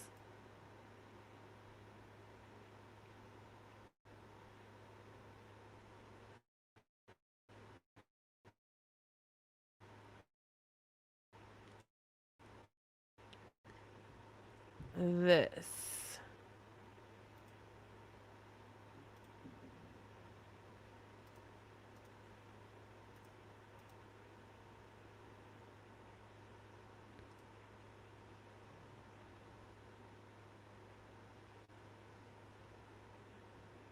Do you guys do you guys see this?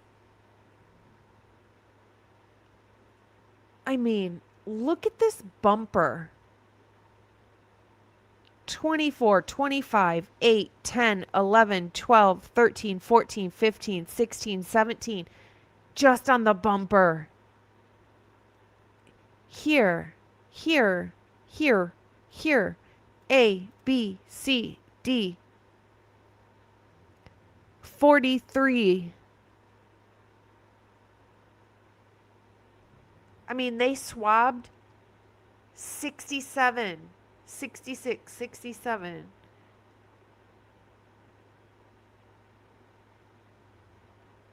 They swabbed 67 places in Bryan Kohberger's car. Look at the middle of this car.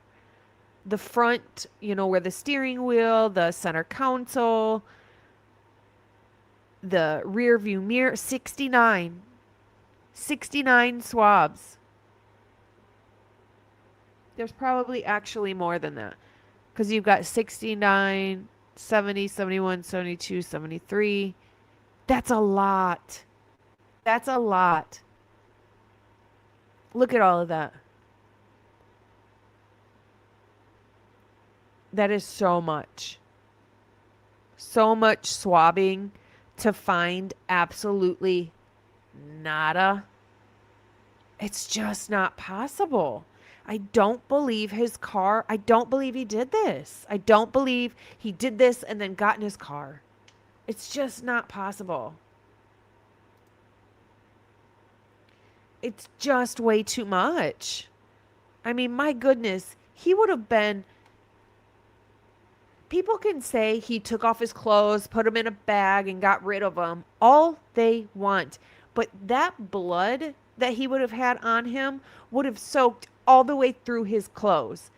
And then he would take his clothes off, and that blood, you would be able to see it on his skin. That's how much blood would have been soaked through his clothes. There's no way that it would be able to soak through clothes and not get on his skin. There's no way.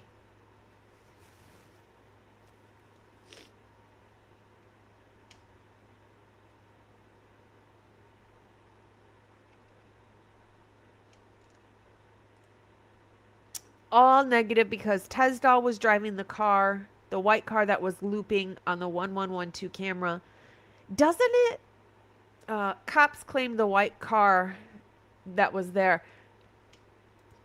Doesn't it, even when you watch that car do that 3-point backup turn and the way he takes that corner, doesn't it even look like a cop is driving it? I think the way that car is maneuvered looks like a cop is driving it.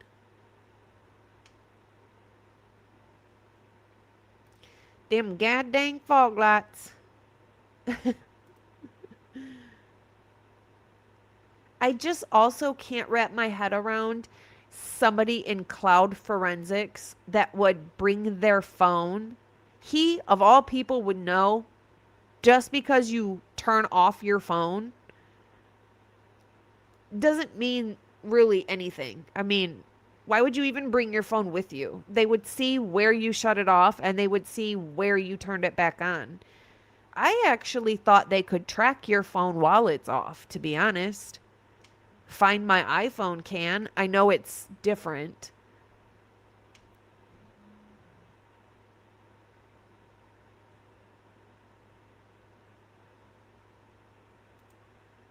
Crazy. Crazy, crazy. Okay, there is another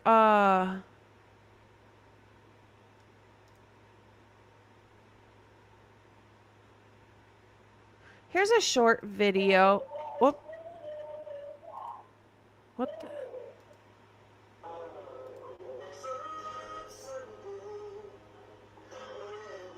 What is that? Okay, never mind. Yikes. Anybody who wants to search through, I'm going to share this real quick. Anybody who wants to search through Mowitch's Facebook page, this is his page. Nick, N-I-K, Mowitch Man.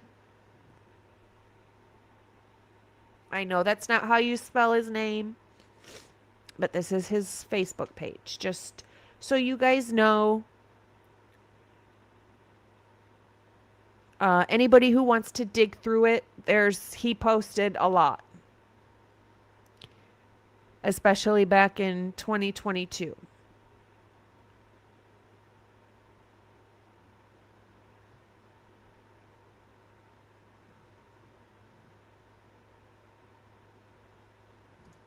Whoops.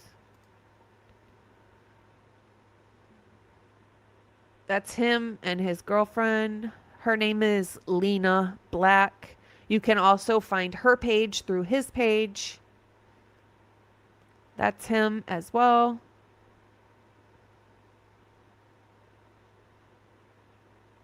I wish the pictures were good enough for me to like... Yeah, that's a big deal. That's a big deal. Hi.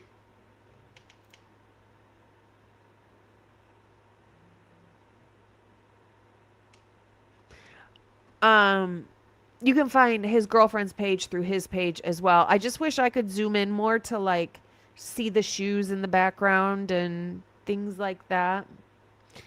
Ah, thank you. Welcome to the pack, my love. Welcome to the pack. He looks like a wannabe thug. Want to be.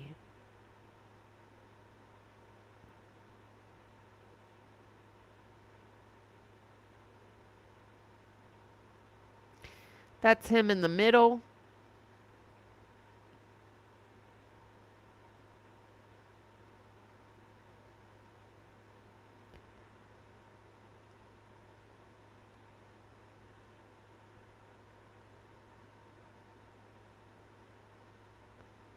He had long hair in 2018. I don't know. I'm not going to dig through it. I just wanted to show you what was Kopaka's girlfriend's name?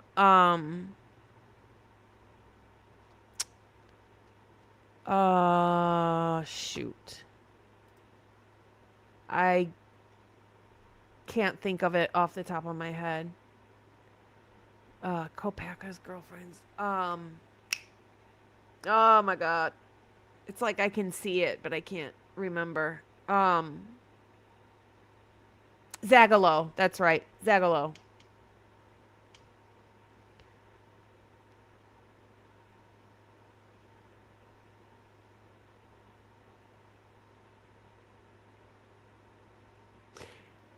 At the time of the crime, Mowitch and Lena Black lived at the house that is Mowitch's house in Lewiston.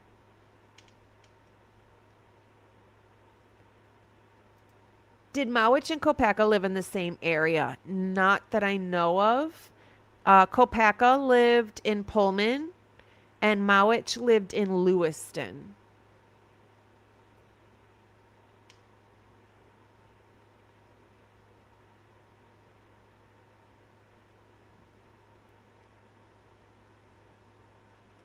Yeah, Lena Black. That's her name.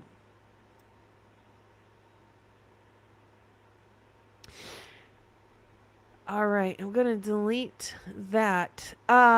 It looks like Lana got a new interview. I'm going to play that instead of playing the other one I was going to play, the Bianca Perez, just because this one is new as of today. And this person, we don't have a name. It is labeled MS. It was an interview done on 11/16. And Connor has this one, the MS. Let me look. Because she says some interesting things. Whoops.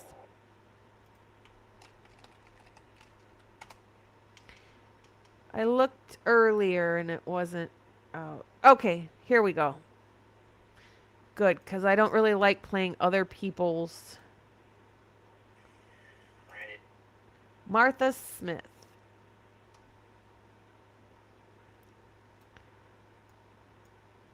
Get it over here. Okay. There we go. Okay, thank you, Kristen. Here we go, here we go.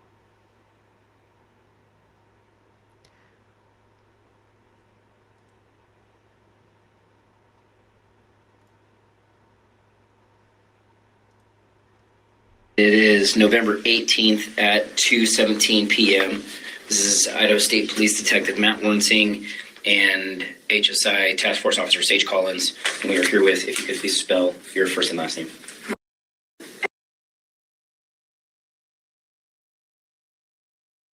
What's your date of birth?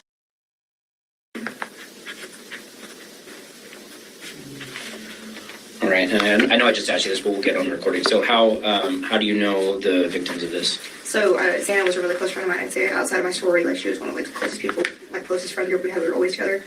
Not always together, but like on the weekends and stuff. Like that's who I partied with, and that's who I was always around.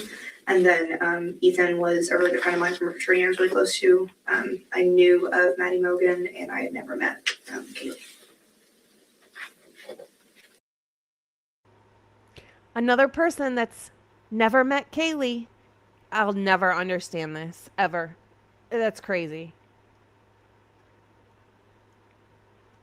This must be one of the sorority girls. Do you know what's interesting? I put in a FOIA request for that envelope that was sent to the sorority after the crime, and it had those, weird pictures of JFK, picture of Kate Upton in a bikini, a handwritten note, some stamps, some a bracelet cut out, and a handwritten note, and at the end it said, "I know." So I FOIA'd that a couple weeks ago. I have not even gotten a response yet, but I've gotten a response on FOIAs that I sent in 2 days ago. Like, why do they not want me to have that? I bet you anything they're trying to find a way to deny that. That's important. The things that they don't want you to have, that's important to notice. It is strange. Nobody knows Kaylee. Nobody.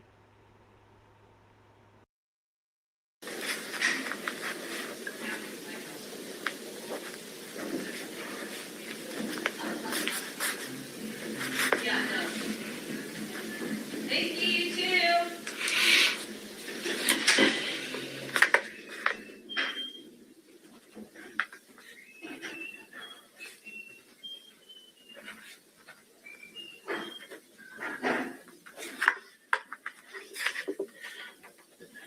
And correct me if I'm wrong, you had spent a little bit of time with Xana and Ethan the night or two prior to the incident, correct? Okay, Yeah. that's right. So will you just kind of walk through, I guess, go as far back as you feel is pertinent, and then as you're recalling things, I would say don't, if there's like a small detail that you think is like, oh, that's not important or something like that, or something that, you know, maybe doesn't sit well with you. We're trying to gather as much information as we can. And so anything big or small, any information that you have, we'll take from you. So like I said, go back about as far as you think is pertinent in regard to Saturday or even Friday. And just, like I said, we'll kind of give you like an open narrative forum to. Okay, so Saturday was like kind of a weird day. It was raining. It was like the last home football game, and there just wasn't a ton of people out. And it was in Vision, Idaho, so it was supposed to be dry on campus, and so we weren't even supposed to really have a launch party. And a lot. Real quick, I just want to make sure what everybody that everybody knows what Envision Idaho is. Envision Idaho is a weekend where the seniors from high school are going to like tour the school to see if they want to sign up and go to U of I. So Envision Idaho is when all the college students are not supposed to be having parties. It's supposed to be a dry town. Nobody's supposed to be drinking, nothing. And that was this weekend. So we hear all this hooting and hollering, and they want us to believe that it's drunk people just being loud. Nobody was supposed to be being drunk. Nobody was supposed to be having a party. So that's just another reason to think, well, maybe it was part of the noises from the crime, because really nobody was supposed to be having a party. They don't want the college kids having parents from seniors from high school checking out U of I for their kid to go there and have all these students drunk and acting crazy and doing all, no, you're going to sit down and shut up today, because we need these parents to think this school is a good school and that nobody's out drinking, which you have to lie and make it look a certain way that it's not, for people to sign up to go to the school. I don't know. I feel like that should tell you something anyways. Is typically what like Simba would throw. They threw it all the time. It was like verified through the university, verified through FSL. Like it was fine. And we all showed up to Lodge Party, and it was kind of a weird, like there weren't many people. Like it was kind of slow. Like usually Lodge Party is kind of the biggest party on campus, and like everybody comes, and they keep names on everybody that comes in. And so Simba has a complete list of everyone that walks through the door. And real quick, not to interrupt you, I apologize. You're good.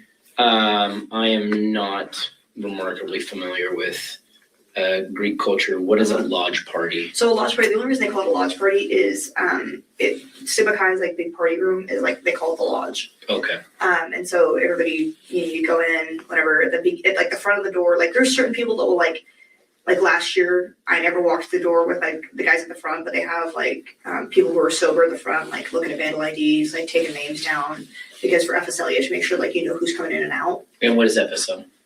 Fraternity and sorority life. Okay. So it's like a group of like adults that like make sure that everything's good, and they keep tabs on everybody. But like for me, like I would usually read the pregame, so I wouldn't be involved in that like list, if that makes sense. Okay. And like if I walked through, like obviously like I ran for their sweetheart, so like I probably didn't get written down. But like anybody who like they don't know or like are super familiar with, typically it's written down or they have to be on the list. And so, you know, you go in, whatever. There wasn't a ton of people there that night, and so I spent a lot of time in the apartments that night.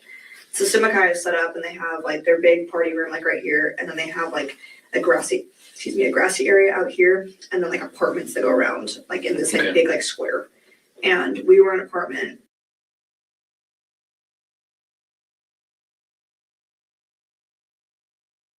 And I was sitting in there, and I guess I walked in, and Xana was in there, and I always like every time I see Xana, it was always like, oh my god, thank God you're here. Like, so we sat down and we talked for a while about like how healthy her and Ethan's relationship was, and how she was really excited for her like wedding with him, because it was, I mean, like not that they were going to get married anytime soon, but just like hypothetically speaking, like Sigma Chi Pi Phi wedding would be like really fun and stuff.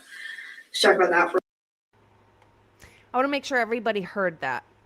She said she talked to Xana that night, and they were talking about Ethan and Xana getting married and having a Pi Phi and Sigma Chi wedding.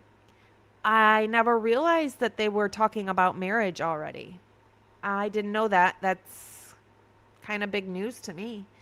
Senior Wazowski says, and she adamantly denies Eric Gower picked the girls up. She says it was a Sobro, and she was the ride right after Kaylee and Maddie. I wonder, does she just not know her facts very well? Or was Eric Gower trying to pass himself off as a Sobro? Because that would be an interesting angle. For a while, I think I went back in and out of the lodge a couple times. And like Xana, like that group could party pretty hard, and like sometimes you look over and be like, oh my gosh, you guys are really drunk right now. Like of course like me too, like all of us, you know, we're in Greek life. And Xana like wasn't super drunk that night. Like it wasn't like she was like plastered by any means. And my friend in this other room took a photo of her that night at 2:00 when she was at Sigma Chi playing the guitar and put it on her story. And so obviously she has that photo. You guys want to see it? Do you care? Or is it just Yeah, like, if you wouldn't mind me have it? If you didn't catch that, she said that there was a picture of Xana posted on her Snapchat story at 2 a.m. The only thing with that is it doesn't necessarily mean that that's when the picture was taken. It could mean that, but it doesn't necessarily have to mean that. You can take a picture and post it to Snapchat a year from now if you want to. You know, like like I have a picture, I'm posting it, and I'm going to say it's from this date, but it's not, and vice versa.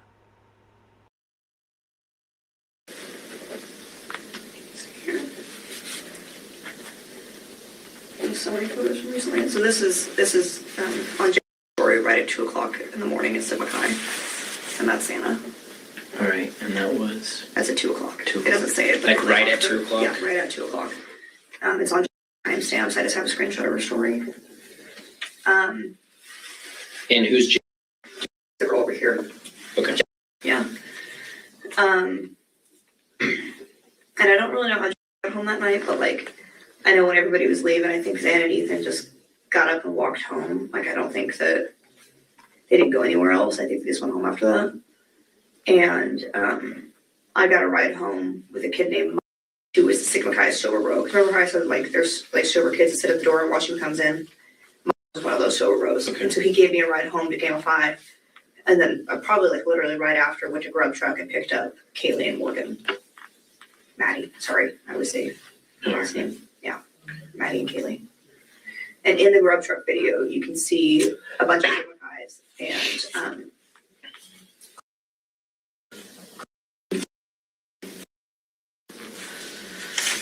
a bunch of kids are there. They're all hanging out with them, and then they walk over out of that video and they go over to their sober bro car and drove them home.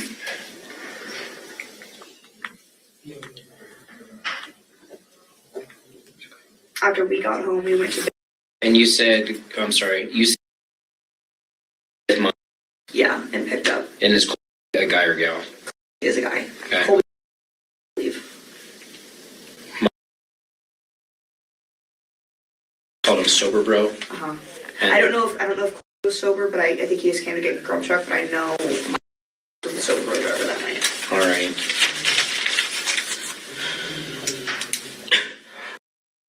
Yeah, she's absolutely saying that Gower's a sobro. And she absolutely knows. That, yeah. Obviously not. She called Maddie Morgan. Oh, she probably was trying to say Mogan. Maddie Morgan. Okay, yeah, she doesn't know these people. And I'm sorry, did you say you went down to the grub truck? I did not know. Okay. I went home. So picked me up only, and I was like one of the last people left. I almost walked home alone that night. And he picked you up from Sigma Chi. Sigma Chi. Because he's a Sigma Chi, and he drove me back to. Do you know about what time that was? That must have been probably right around 2.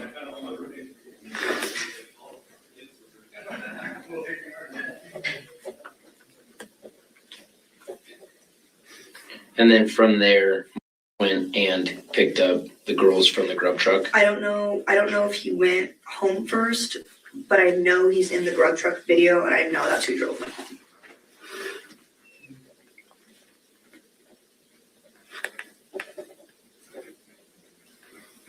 When you say the grub truck video, you mean the like live feed Twitch one? Mm-hmm.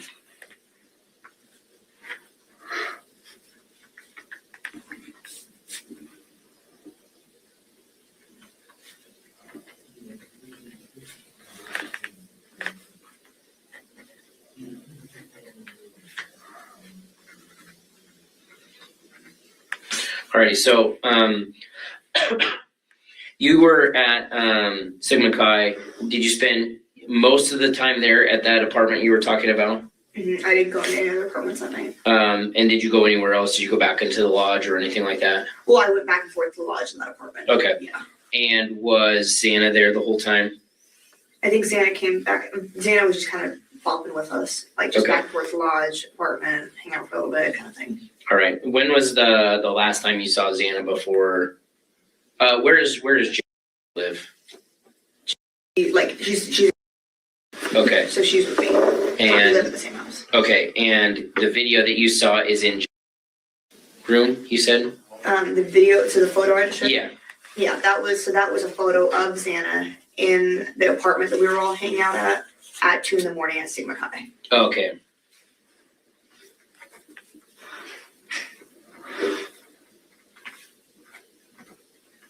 All right. So when was the last time that you saw Xana at Sigma Chi in your? Well, I sat with her for a really long time, and then I sat with her. So probably the last time I sat down and talked to Xana, it was probably around 12:45-ish, maybe. Did you see Xana leave? Was I she didn't there see when? Xana leave.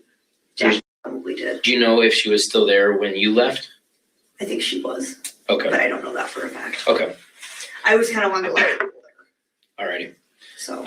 And so you got a ride home from, Mhm. and then what happened? I went home, we had ordered pizza, so we were all sitting in my, like what they call like the day room, so you have like your day room where you keep all your stuff, and like the porch is where we all sleep.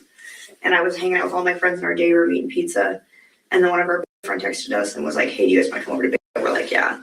And so we were at bed probably till around like 4-ish in the morning. And then the next day I woke up and I was supposed to go study with some of the Sigma Chi's, and so I went over to Sigma Chi around noon when we all found out about this. Got it. Did you stay at the house? No, I did not. I came back to we all came back. Okay, so you went to bed around 4. No, we went to bed probably around 2:30 and then came back around 4. And Ben's our next door neighbor. Okay. Sigma Chi is like, so we have like Old Greek, where it's like most of the Greek houses, and then like all the way across campus on Admin Lawn is where Sigma Chi AGD AKL is. Okay. So it's like it's like a separate thing. Yeah, it's a pretty good walk. It's a solid like 5-6 minute, 7 minute walk.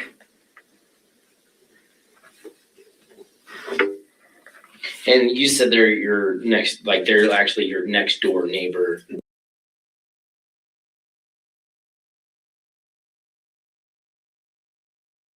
I'm really sorry. What sorority are you in? I'm Right. Yeah. And where is your house and the house in reference to the victim's house? Are they anywhere close? No, they're very far away. Okay. Well, not, I mean, like, far away in terms of, like, it's like the other side of campus. Okay. Yeah. Over by like the Sigma Chi or? Theirs is like, their house is like literally, I was standing in the lodge, that lodge, where we had the lodge party, looking across to Xana's house when all the cops showed up. Okay. Like, it's like right there. Okay. You walk across, like, and that's like, King Street is where everyone lives. Like, King Street is like where all the parties happen. Like, that's where everybody is. It's like chock full of college kids in there. Okay. So you came home around 4 from the house. Mm-hmm. And okay, so what happened after you came home? Just went to bed. Went to bed, and you woke up. Probably around 11. Because I was studying at noon.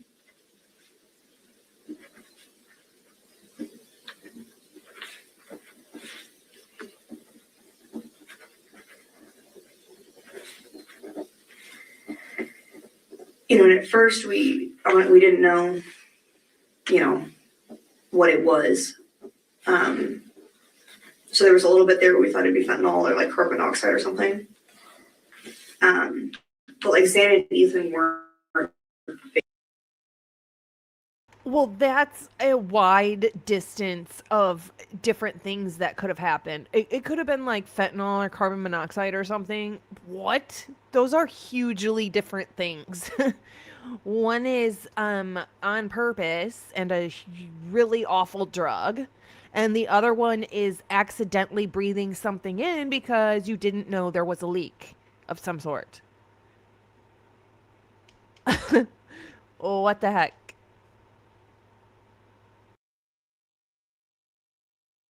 Drug people by any means. I never saw them do coke ever.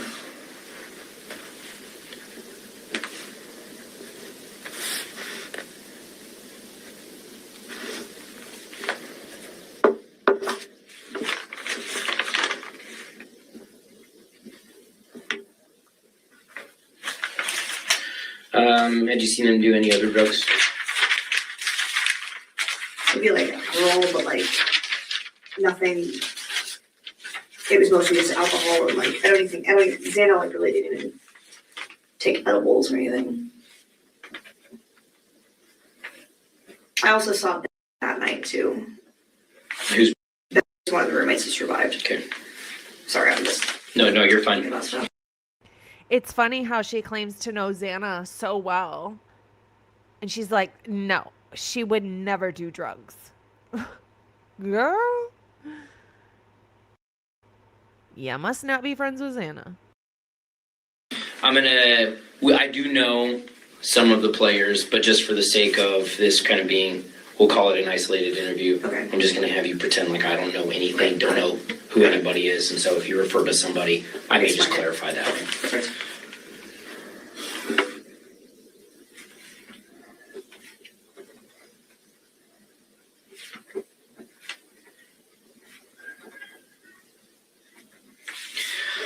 You said you saw Saturday night. I saw yeah, I was sitting with Xana. I was sitting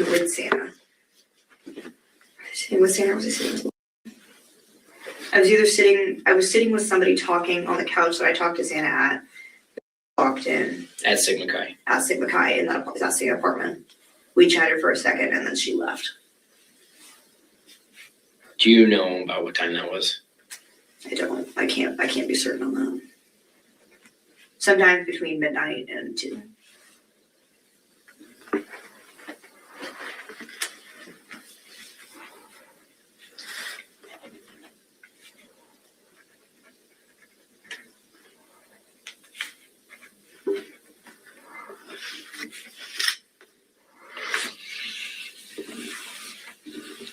Sorry, I had to take a photo of an email that has a little bit of information on it. I apologize. I have it. Is this one?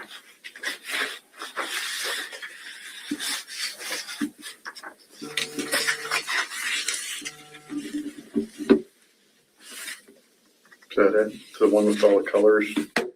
No, it's there's like an addendum.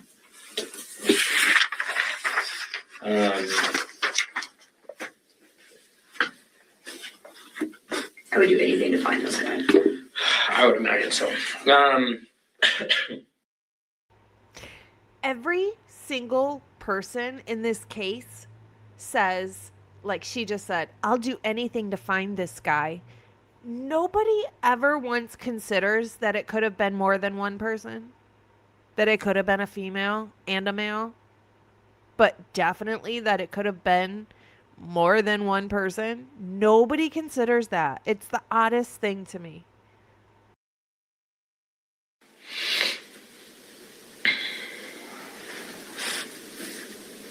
Do you know of any reason why somebody would want to hurt Xana or Ethan? My gut feeling on this is that somebody was after either Kaylee or Maddie and then accidentally ran into Xana and Ethan. Xana and Ethan were like the most uncontroversial, I would say, like, and like I said, like even before Xana died, I would describe, like I describe her as the most popular girl in Greek Girl. Everyone knew Xana and everyone loved Xana. Like every single hometown, like there's just no, like, I've never been sitting in a room where somebody said like, oh my God, did you hear what Xana did? Like it wasn't like that with her. She was just always nice to everybody. If she realized in a situation that somebody wasn't included, she would invite them to the pregame, like, you know, sit with them. Like it didn't matter who you were. Xana was, and Ethan was the same way. I mean, Ethan was just one of those kids that like was into the drama, just super nice. Other than you don't necessarily see somebody wanting to go after those two, is there any other reason why you think somebody would be targeting Maddie or Kaylee? You know, when I had left Moscow, my mom had come pick me up, and a couple of the Sigma Chi's came over and hung out with us, a couple of our really close friends, and they said that Kaylee had a stalker or something to that extent, but I don't know the validity in that. I don't know where they got that. I don't know anything about that.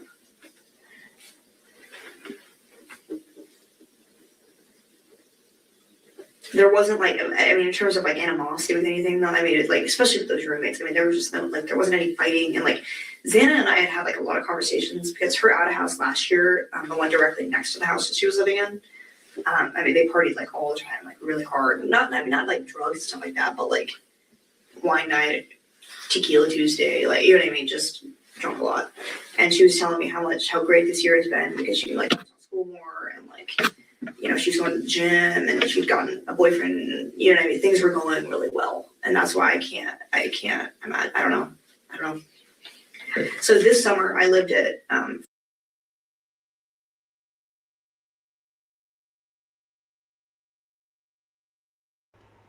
Does anybody else think that law enforcement got their entire narrative by piecing together little things from each interview?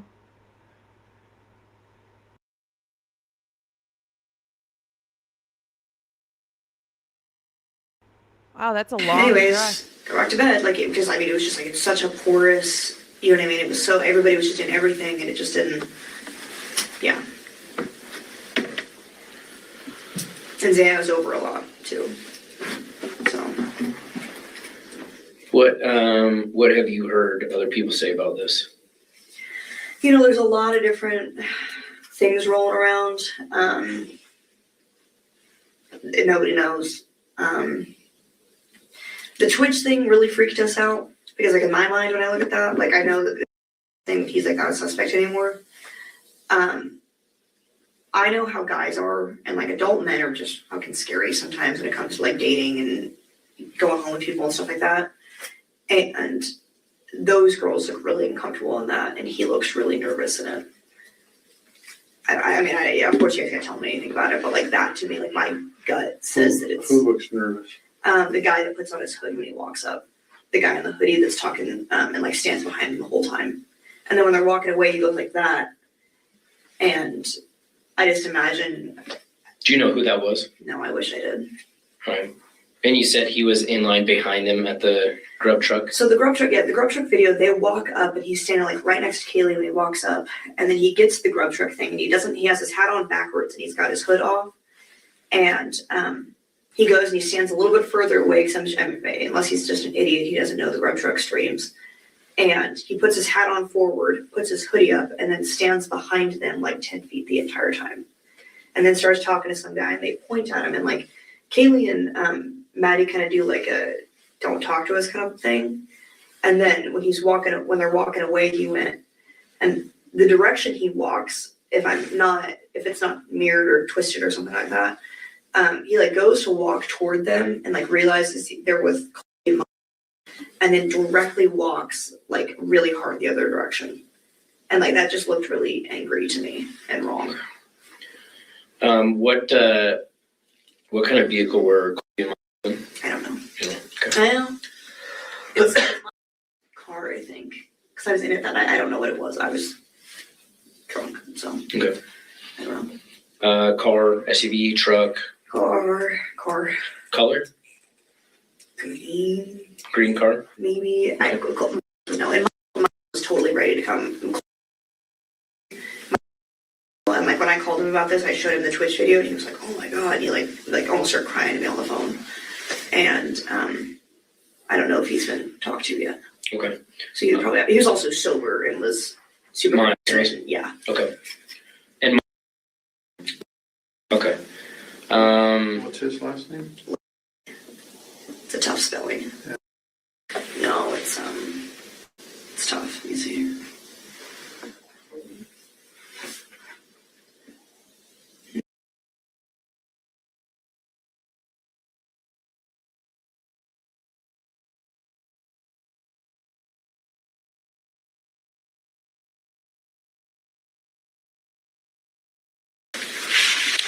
And actually, while we're on that, can we grab your phone number as well? Yeah.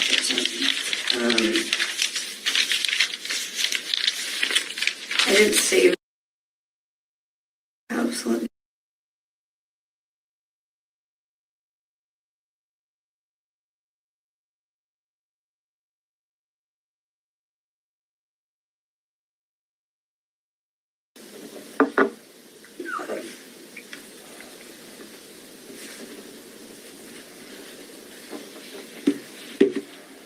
And I mean, when I got in his car, we were talking about how lucky he was that he was sober that night because like that lodge party sucked so bad. Like nobody showed up, and he was like, "Thank God it wasn't like Halloween or something." But yeah, Well, of all the nights to be sober for, that was a good one. yeah. Can I grab your phone number?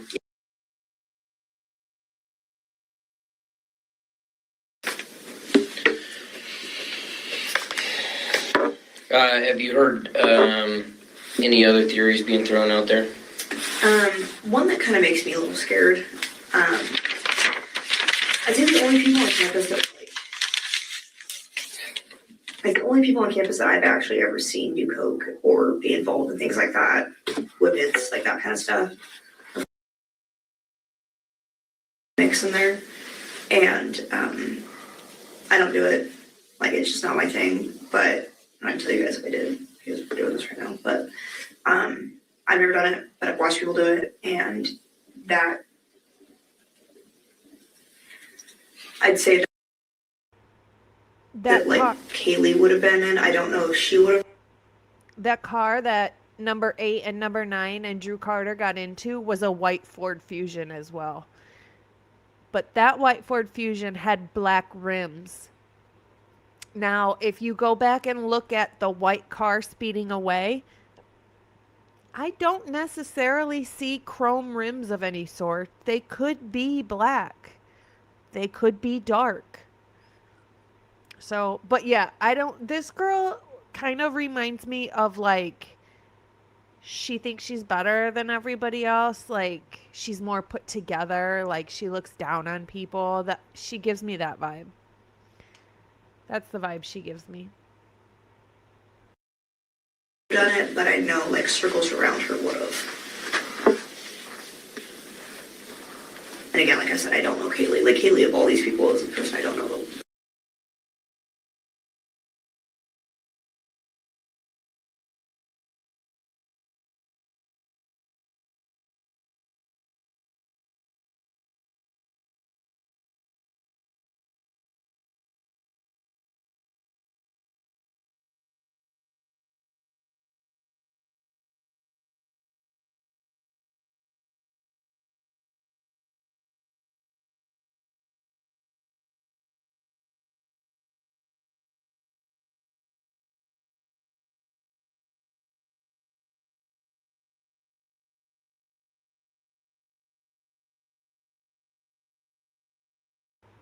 What could she possibly be saying with this long of redactions?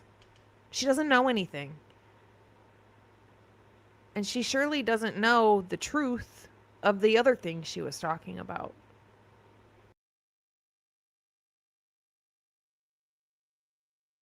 Do you think there's any involvement with the cartel or anything like that? Because that's what really scares me. I'm going to be honest with you. I don't know very much about this. Okay. Like I said, we're being brought in to help. Okay. Just because everybody has dispersed. Totally. So like we work down here. Okay. We're the ones doing the interviews down here because we're down here and they don't want everybody, their mom from Moscow driving down here just to do interviews. So I'm sure there are a number of viable theories floating around within Moscow PD. I don't know what any of them are.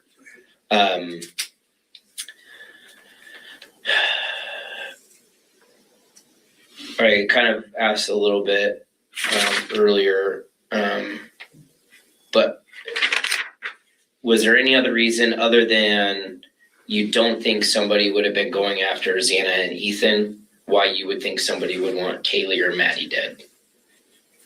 No. The only reason you haven't heard other people around campus talking about either of those two. Mm-hmm. Yeah, like I said, the only thing that I've heard of is like Kaylee having a stalker. Okay. That's the only thing I've heard. I don't know the validity with that. Did Xana talk about any drama or beef or anything that she saw Kaylee have or Maddie have with anybody? Any type of offhand gossip that one person that might know better than me would be her friend. Pretty shook up right now over all this, but I'm sure she'd come in and talk. And Joe is whose friend? Jana's. Okay. She was really close, and so who found them are the people they called to come check out stuff. Josie? I believe that's who she's talking about, Josie. And her boyfriend. But they're both in Mexico right now. They had booked a trip, and they're like, well, why are we not going to go? So they went, so. All right, and what was Joe's last name? Oh, it's like or something like that, but let me find it. And she would know, because like I was more like the person that came over like on the weekends and like hung out. Somebody that like was in the same sorority as her, lived with, and right now,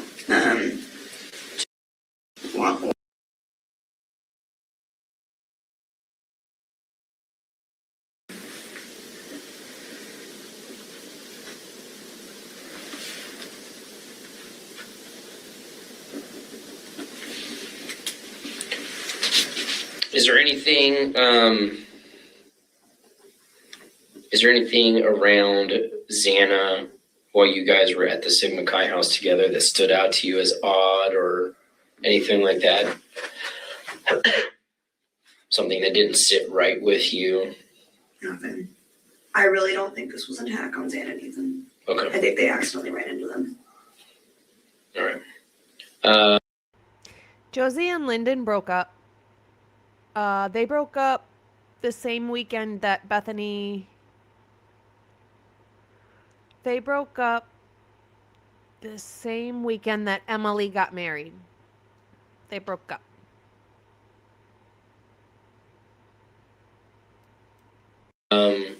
Is there anything just kind of in, Saturday leading up to this or even Friday, just around campus, not necessarily around these, the victims that you saw that didn't sit right? We've had a really weird year at U of I. We had, so last year, my friends were, which is a fraternity like right across the street from us, and they were sitting in a room that like had a window right above the door. And some guy with a bunch of face tattoos, and this has already been reported and stuff like that, threw a rock through the window while they were sitting there and like got mad at everybody. They had to barricade all the doors. It was like this whole thing. I don't think they ever found that guy. And then this year, somebody was walking around campus asking students if there was a party, right, on like a Sunday night. We were like, no. And same thing, face tattoos, just scary dude in general. And they ended up like literally tackling him in front of and arresting him. So I don't know. That guy didn't seem like he was the only one of his type. Does that make sense? And then there was also somebody who pulled a knife on somebody on Paradise Walk that I believe turned himself in. After that. But I mean, we've had a very strange year. And then Yik Yak, there was somebody that said like, somebody wrote something along the lines of, women, if you're walking outside, I have a gun and nothing will stop me or something like that. And of course, like, it's reported that Yik Yak's Yik Yak and you can't find anything. So we've had a generally dangerous year. And I do a lot of stuff at the university. Like I'm pretty involved in stuff. And this summer I did. Thank goodness, though. At least we have somebody not saying nothing happens in Moscow. It was generally a dangerous year, she says. Finally, at least. If nothing else, at least. Did like you had bound talks every Friday. And every single time I sat up there and I said how safe I feel on how I'll walk anywhere at night. It doesn't matter if I come back from the library at 2 a.m. It doesn't matter if I'm, whatever. And now I feel like I lied about it. Like I feel like I'm like, it's been a very strange year.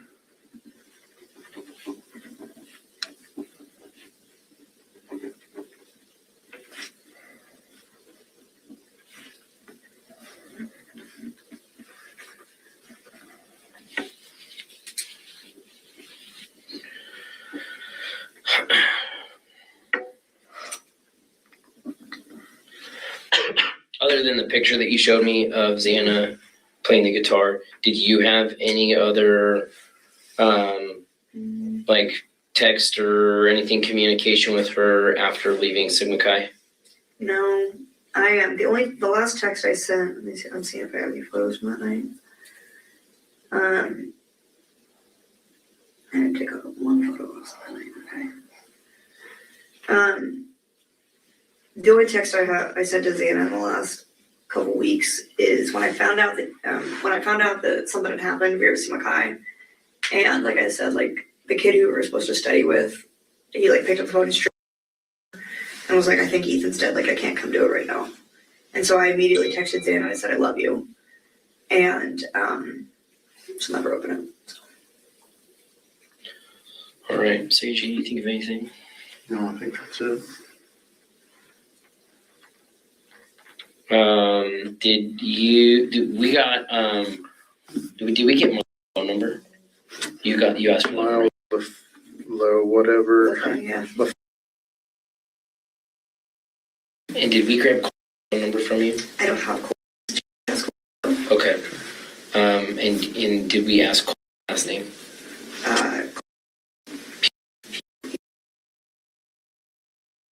No. Let me see.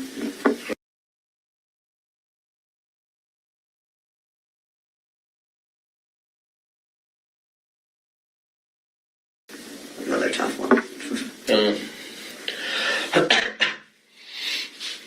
Yeah, it's I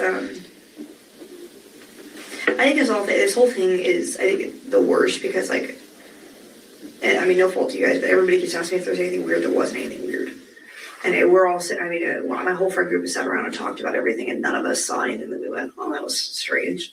And I think that's the worst part, at least from our perspective. Like our friend group is more like the Xana Ethan side.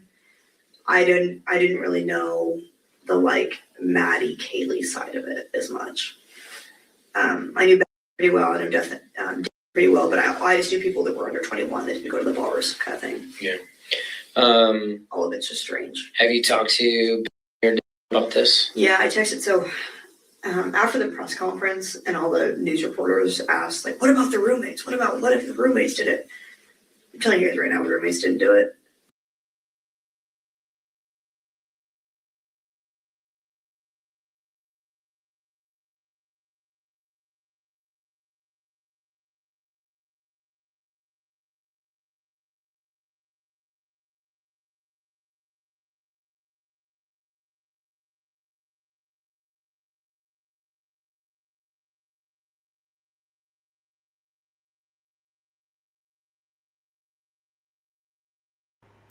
Thank you, Bethune. We appreciate you.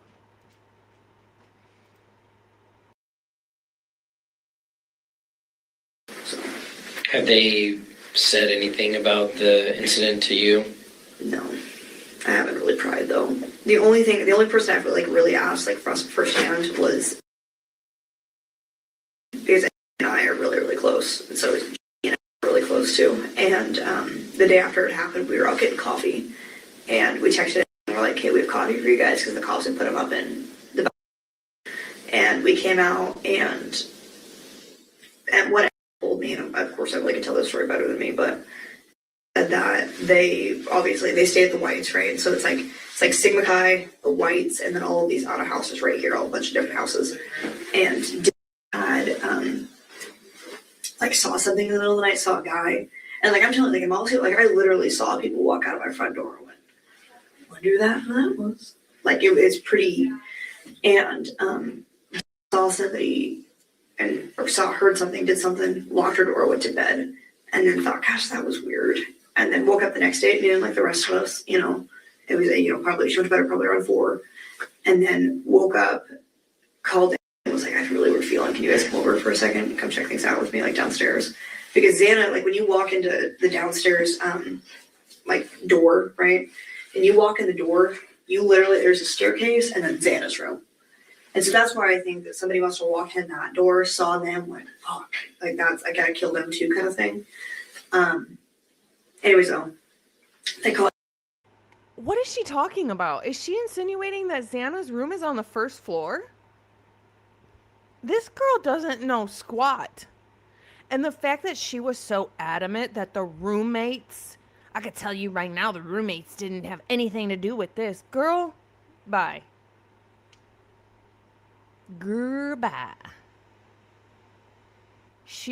As soon as she said that, I was like, oh, she knows nothing. Over, opens the door and sees them, calls the cops, and then walked out, and they were puking. They were so literally vomiting outside of their house. And then they were all standing around there you guys know where Kaylee and Maddie are? And that's how they figured out that Kaylee and Maddie had died too. They hadn't even saw it or heard it or anything. And what's last name? Alon? Yeah, Alon. Okay. And like I said, she's in Mexico right now. Oh, They that's booked right. my trip and yeah. All right. Yeah. Is there anything else that you feel investigators should know? Anything you feel is pertinent, not pertinent? Anything else?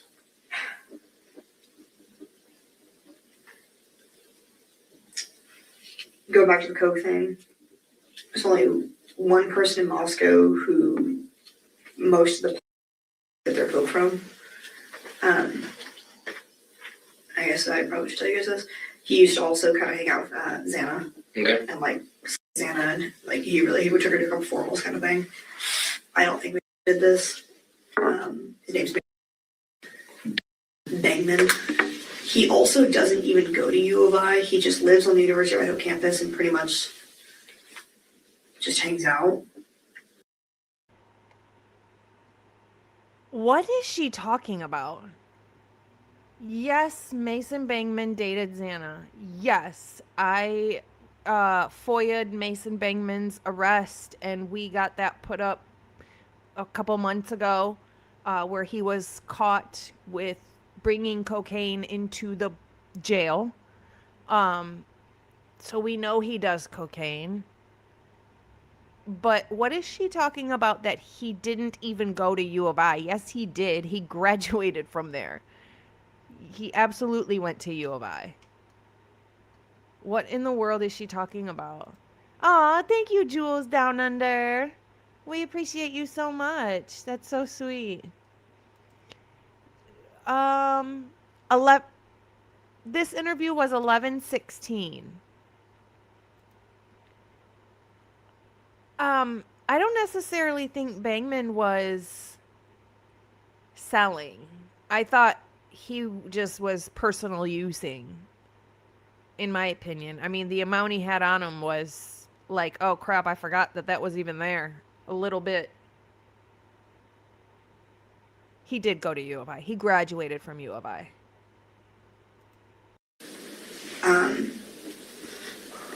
They didn't have like a terrible falling out. Zeta didn't have terrible falling outs. There was never anything that was like, oh my god, like it was so, you know what I mean? Nobody hated her, including me. Posted a bunch of stuff about this and how sad he is about it, and I believe him. But had his fair share of like drug stuff, and he used to take Xana.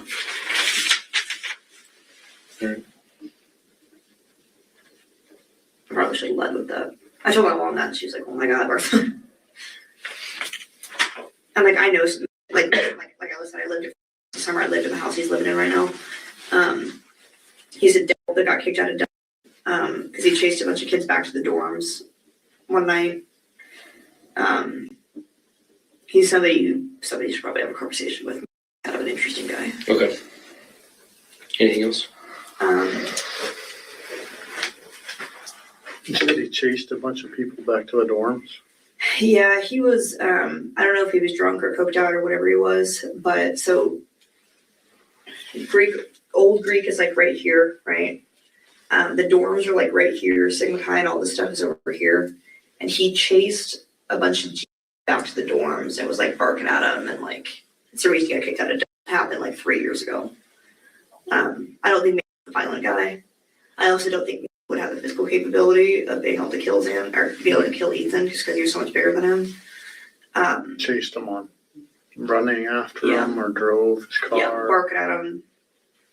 I'm gonna kill you, kind of. Yeah, like I mean, not obviously. You make people throw that around. Yeah. So. This tells you kind of what kind of is. I paid rent to me all summer, and it was like $150 a month or whatever, right? And instead of paying the landlord, he just pocketed all the money, kept all of it, right, as a fraternity man would, right? And so we got an eviction notice this summer because man didn't use any of the money we paid him to pay any of the rent. Of course. Yeah, which was really good, you know, good landlord liaison.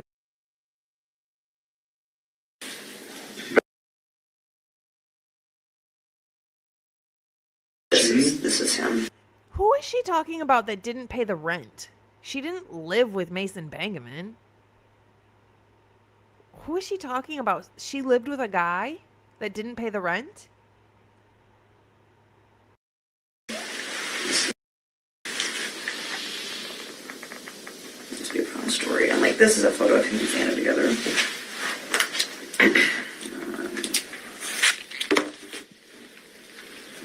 Let's see if I can find it real quick. How did she live with Mason Bangman? Mason Bangman lived at the frats. Mason Bangman was a Delta. How did she live there?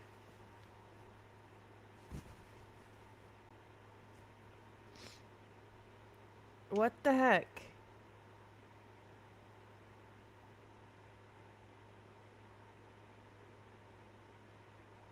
Yeah, she was saying Mason chased some girls.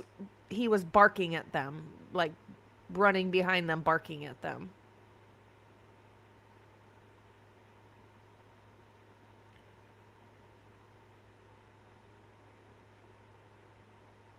Yes. Yes. That sounds really familiar. Woof woof.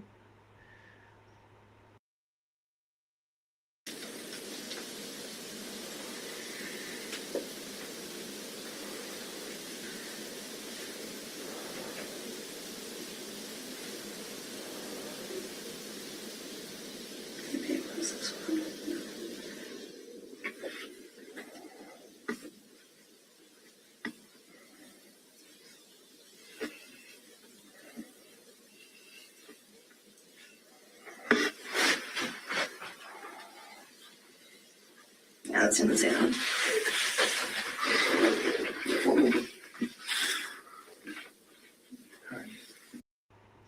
If she knew he was a drug dealer because he dated Xana and gave everybody their drugs, then why would she choose to live with him? What a dingbat. Is his name on there? Yeah. It's nice. Still, Well, like I said, I don't. The idea that maybe we would do this is pretty outlandish to me. But maybe we'll understand the drug portions of it, and that side of things. thank you. All right. And you're pretty confident that, not to go out of left field, you're pretty confident that this is the one that picked them up from the grub I'm truck. 100% positive that's who drove him home. All right. Do you know much about an Uber driver named? We don't take Ubers very often in Moscow. Uber is like not something people do very often. Okay. For a while, the university was trying to do like vandal Ubers, where like local Ubers were free, and then people were doing stuff like taking it to Boise and stuff. I had to kind of curb that a little bit. But no, I don't. Okay. You never got a ride from a guy named? No, Okay. we never. Again, we don't. Lyft was trying to come back, but like Uber and Lyft weren't super popular. Okay. I think that's really all we've got. Okay. Like I said, I'll keep your information on hand if there's anything else. Okay. One of the many rabbit trails we can probably go down. Okay.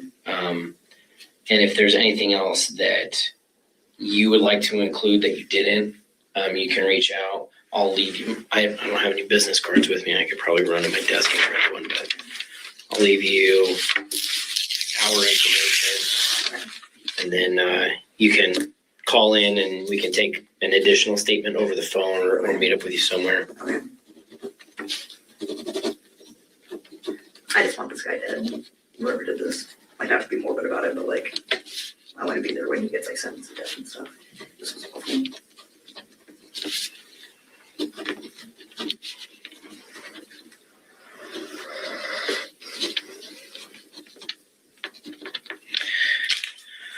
So that's I put both of our names on there. That's my phone number.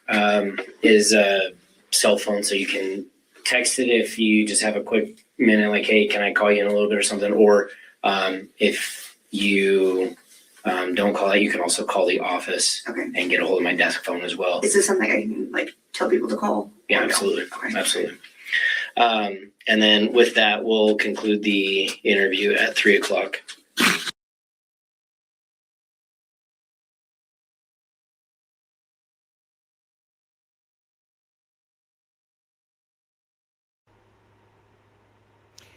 That's weird. It's like, do you believe her or do you not?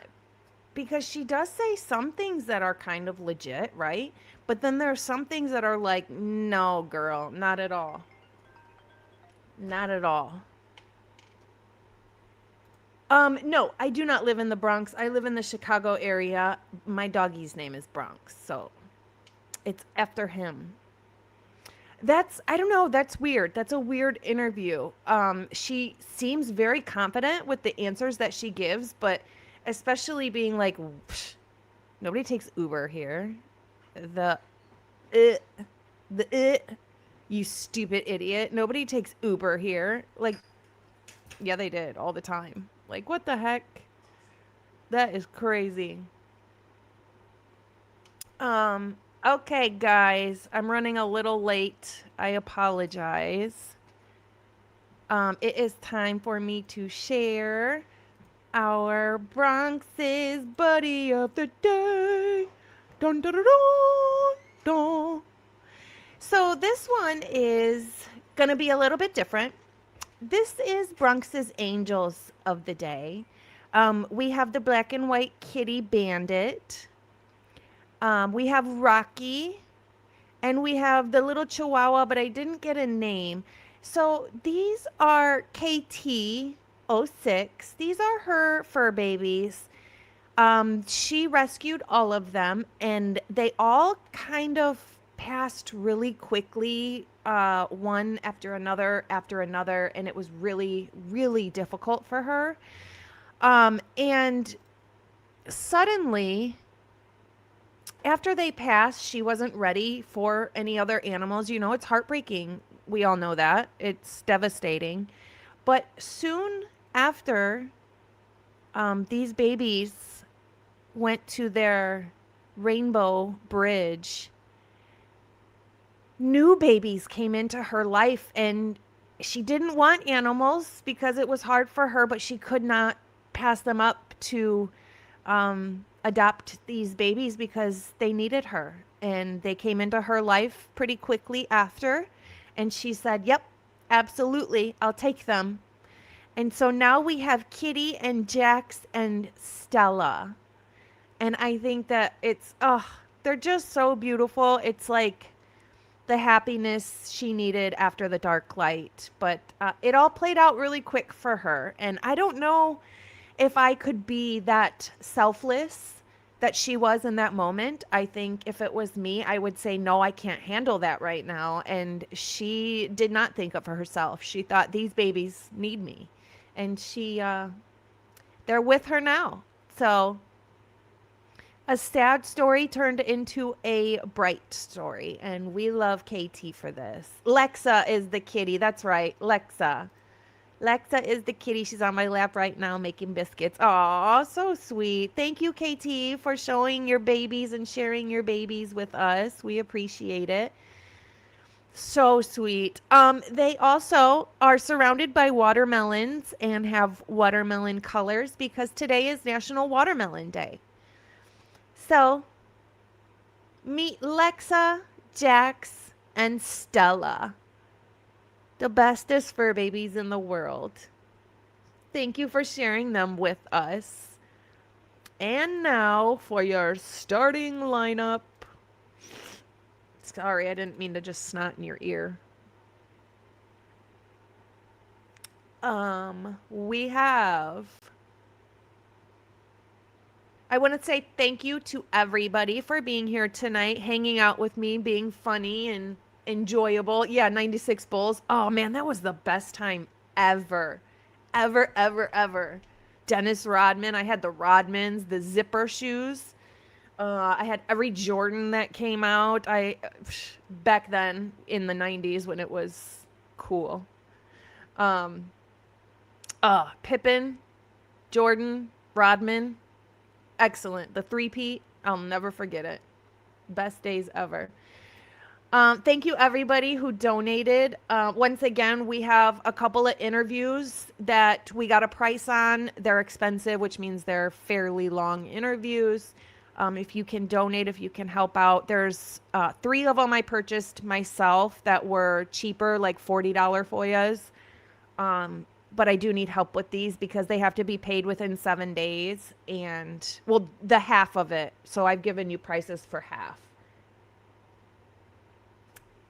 Anyway, if you can donate, the Cash App and PayPal is below, or just sending it through YouTube is fine too. I appreciate everybody. The interviews are 2 people whose DNA was taken by the police. So, Chase Dixon, Patrick Buettner. Chase Dixon and Patrick Buettner, Buettner. They're in the documents. That's where I found them. And I said, I'm going to FOIA everybody whose DNA was taken because they had to speak to them to take their DNA, right? And come to find out, they're longer than I expected. So, yeah. If they thought they were suspect enough to want to take their DNA, then I want to hear what they have to say. So, all right, guys. Thank you so much. I'm going to play our... yes, I have them FOIA'd. I just am not sure if anybody else has FOIA'd them either, so I'll know as soon as we get a response. So, yep, I'll keep you posted. All right, I'm going to play our new outro. Everybody have a wonderful evening. Please be safe. We will see you on Wednesday.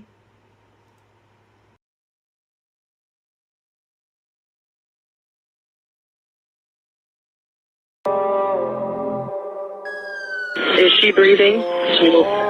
Hello? Is she breathing? No. Who let the dogs out? Bronx on the block, he don't bark for clout. Cold no sharp eye, he follow the trail. Every missing piece got a name in the mail. Bronze scale rolling camera in the night. One paw on the clue, one paw on the fight. IDAHO4 in the fog, whole town too quiet. Corrupt handshake when the truth start writing. Low growl in the dark, he don't miss them all. I read the signs he leave, then I move like a thief. Who let the dogs out? Run, let the truth out. Ooh, who let the dogs out? Bronx tails, we pressed around. IDAHO4, we won't back down. Bronx on the scent, run that ground. Who let the dogs out? Run, let the truth out. Ooh, no bad shot, just a hard stare. Street by street, he was already there. All white clues in a busted up case. Rumors get loud, but they don't hold weight. I keep it real for the ones still hurt. Turn the fake talk into witness work. Every dirty secret got a loose end now. And bronze bites down when the lies act proud. Low growl in the dark, he don't miss them all. I read the signs he leave, then I move like a thief. Who let the dogs out? Run, let the truth out. Ooh, who let the dogs out? Bronx tails, we pressed around. IDAHO4, we won't back down. Bronx on the scent, run that ground. Who let the dogs out? Bronx let the truth out. Ooh, no sleep, no peace, just a restless run. Under that moon, what's done is done. Bronx in the alley, I'm close behind. One last turn and we expose the lie. Who let the dogs out? Bronx let the truth out. Whoa, who let the dogs out? Bronx tails, we pressed around. IDAHO4, we won't back down. Bronx on the scent, run that ground. Who let the dogs out? Bronx let the truth out. Whoa, whoa, whoa.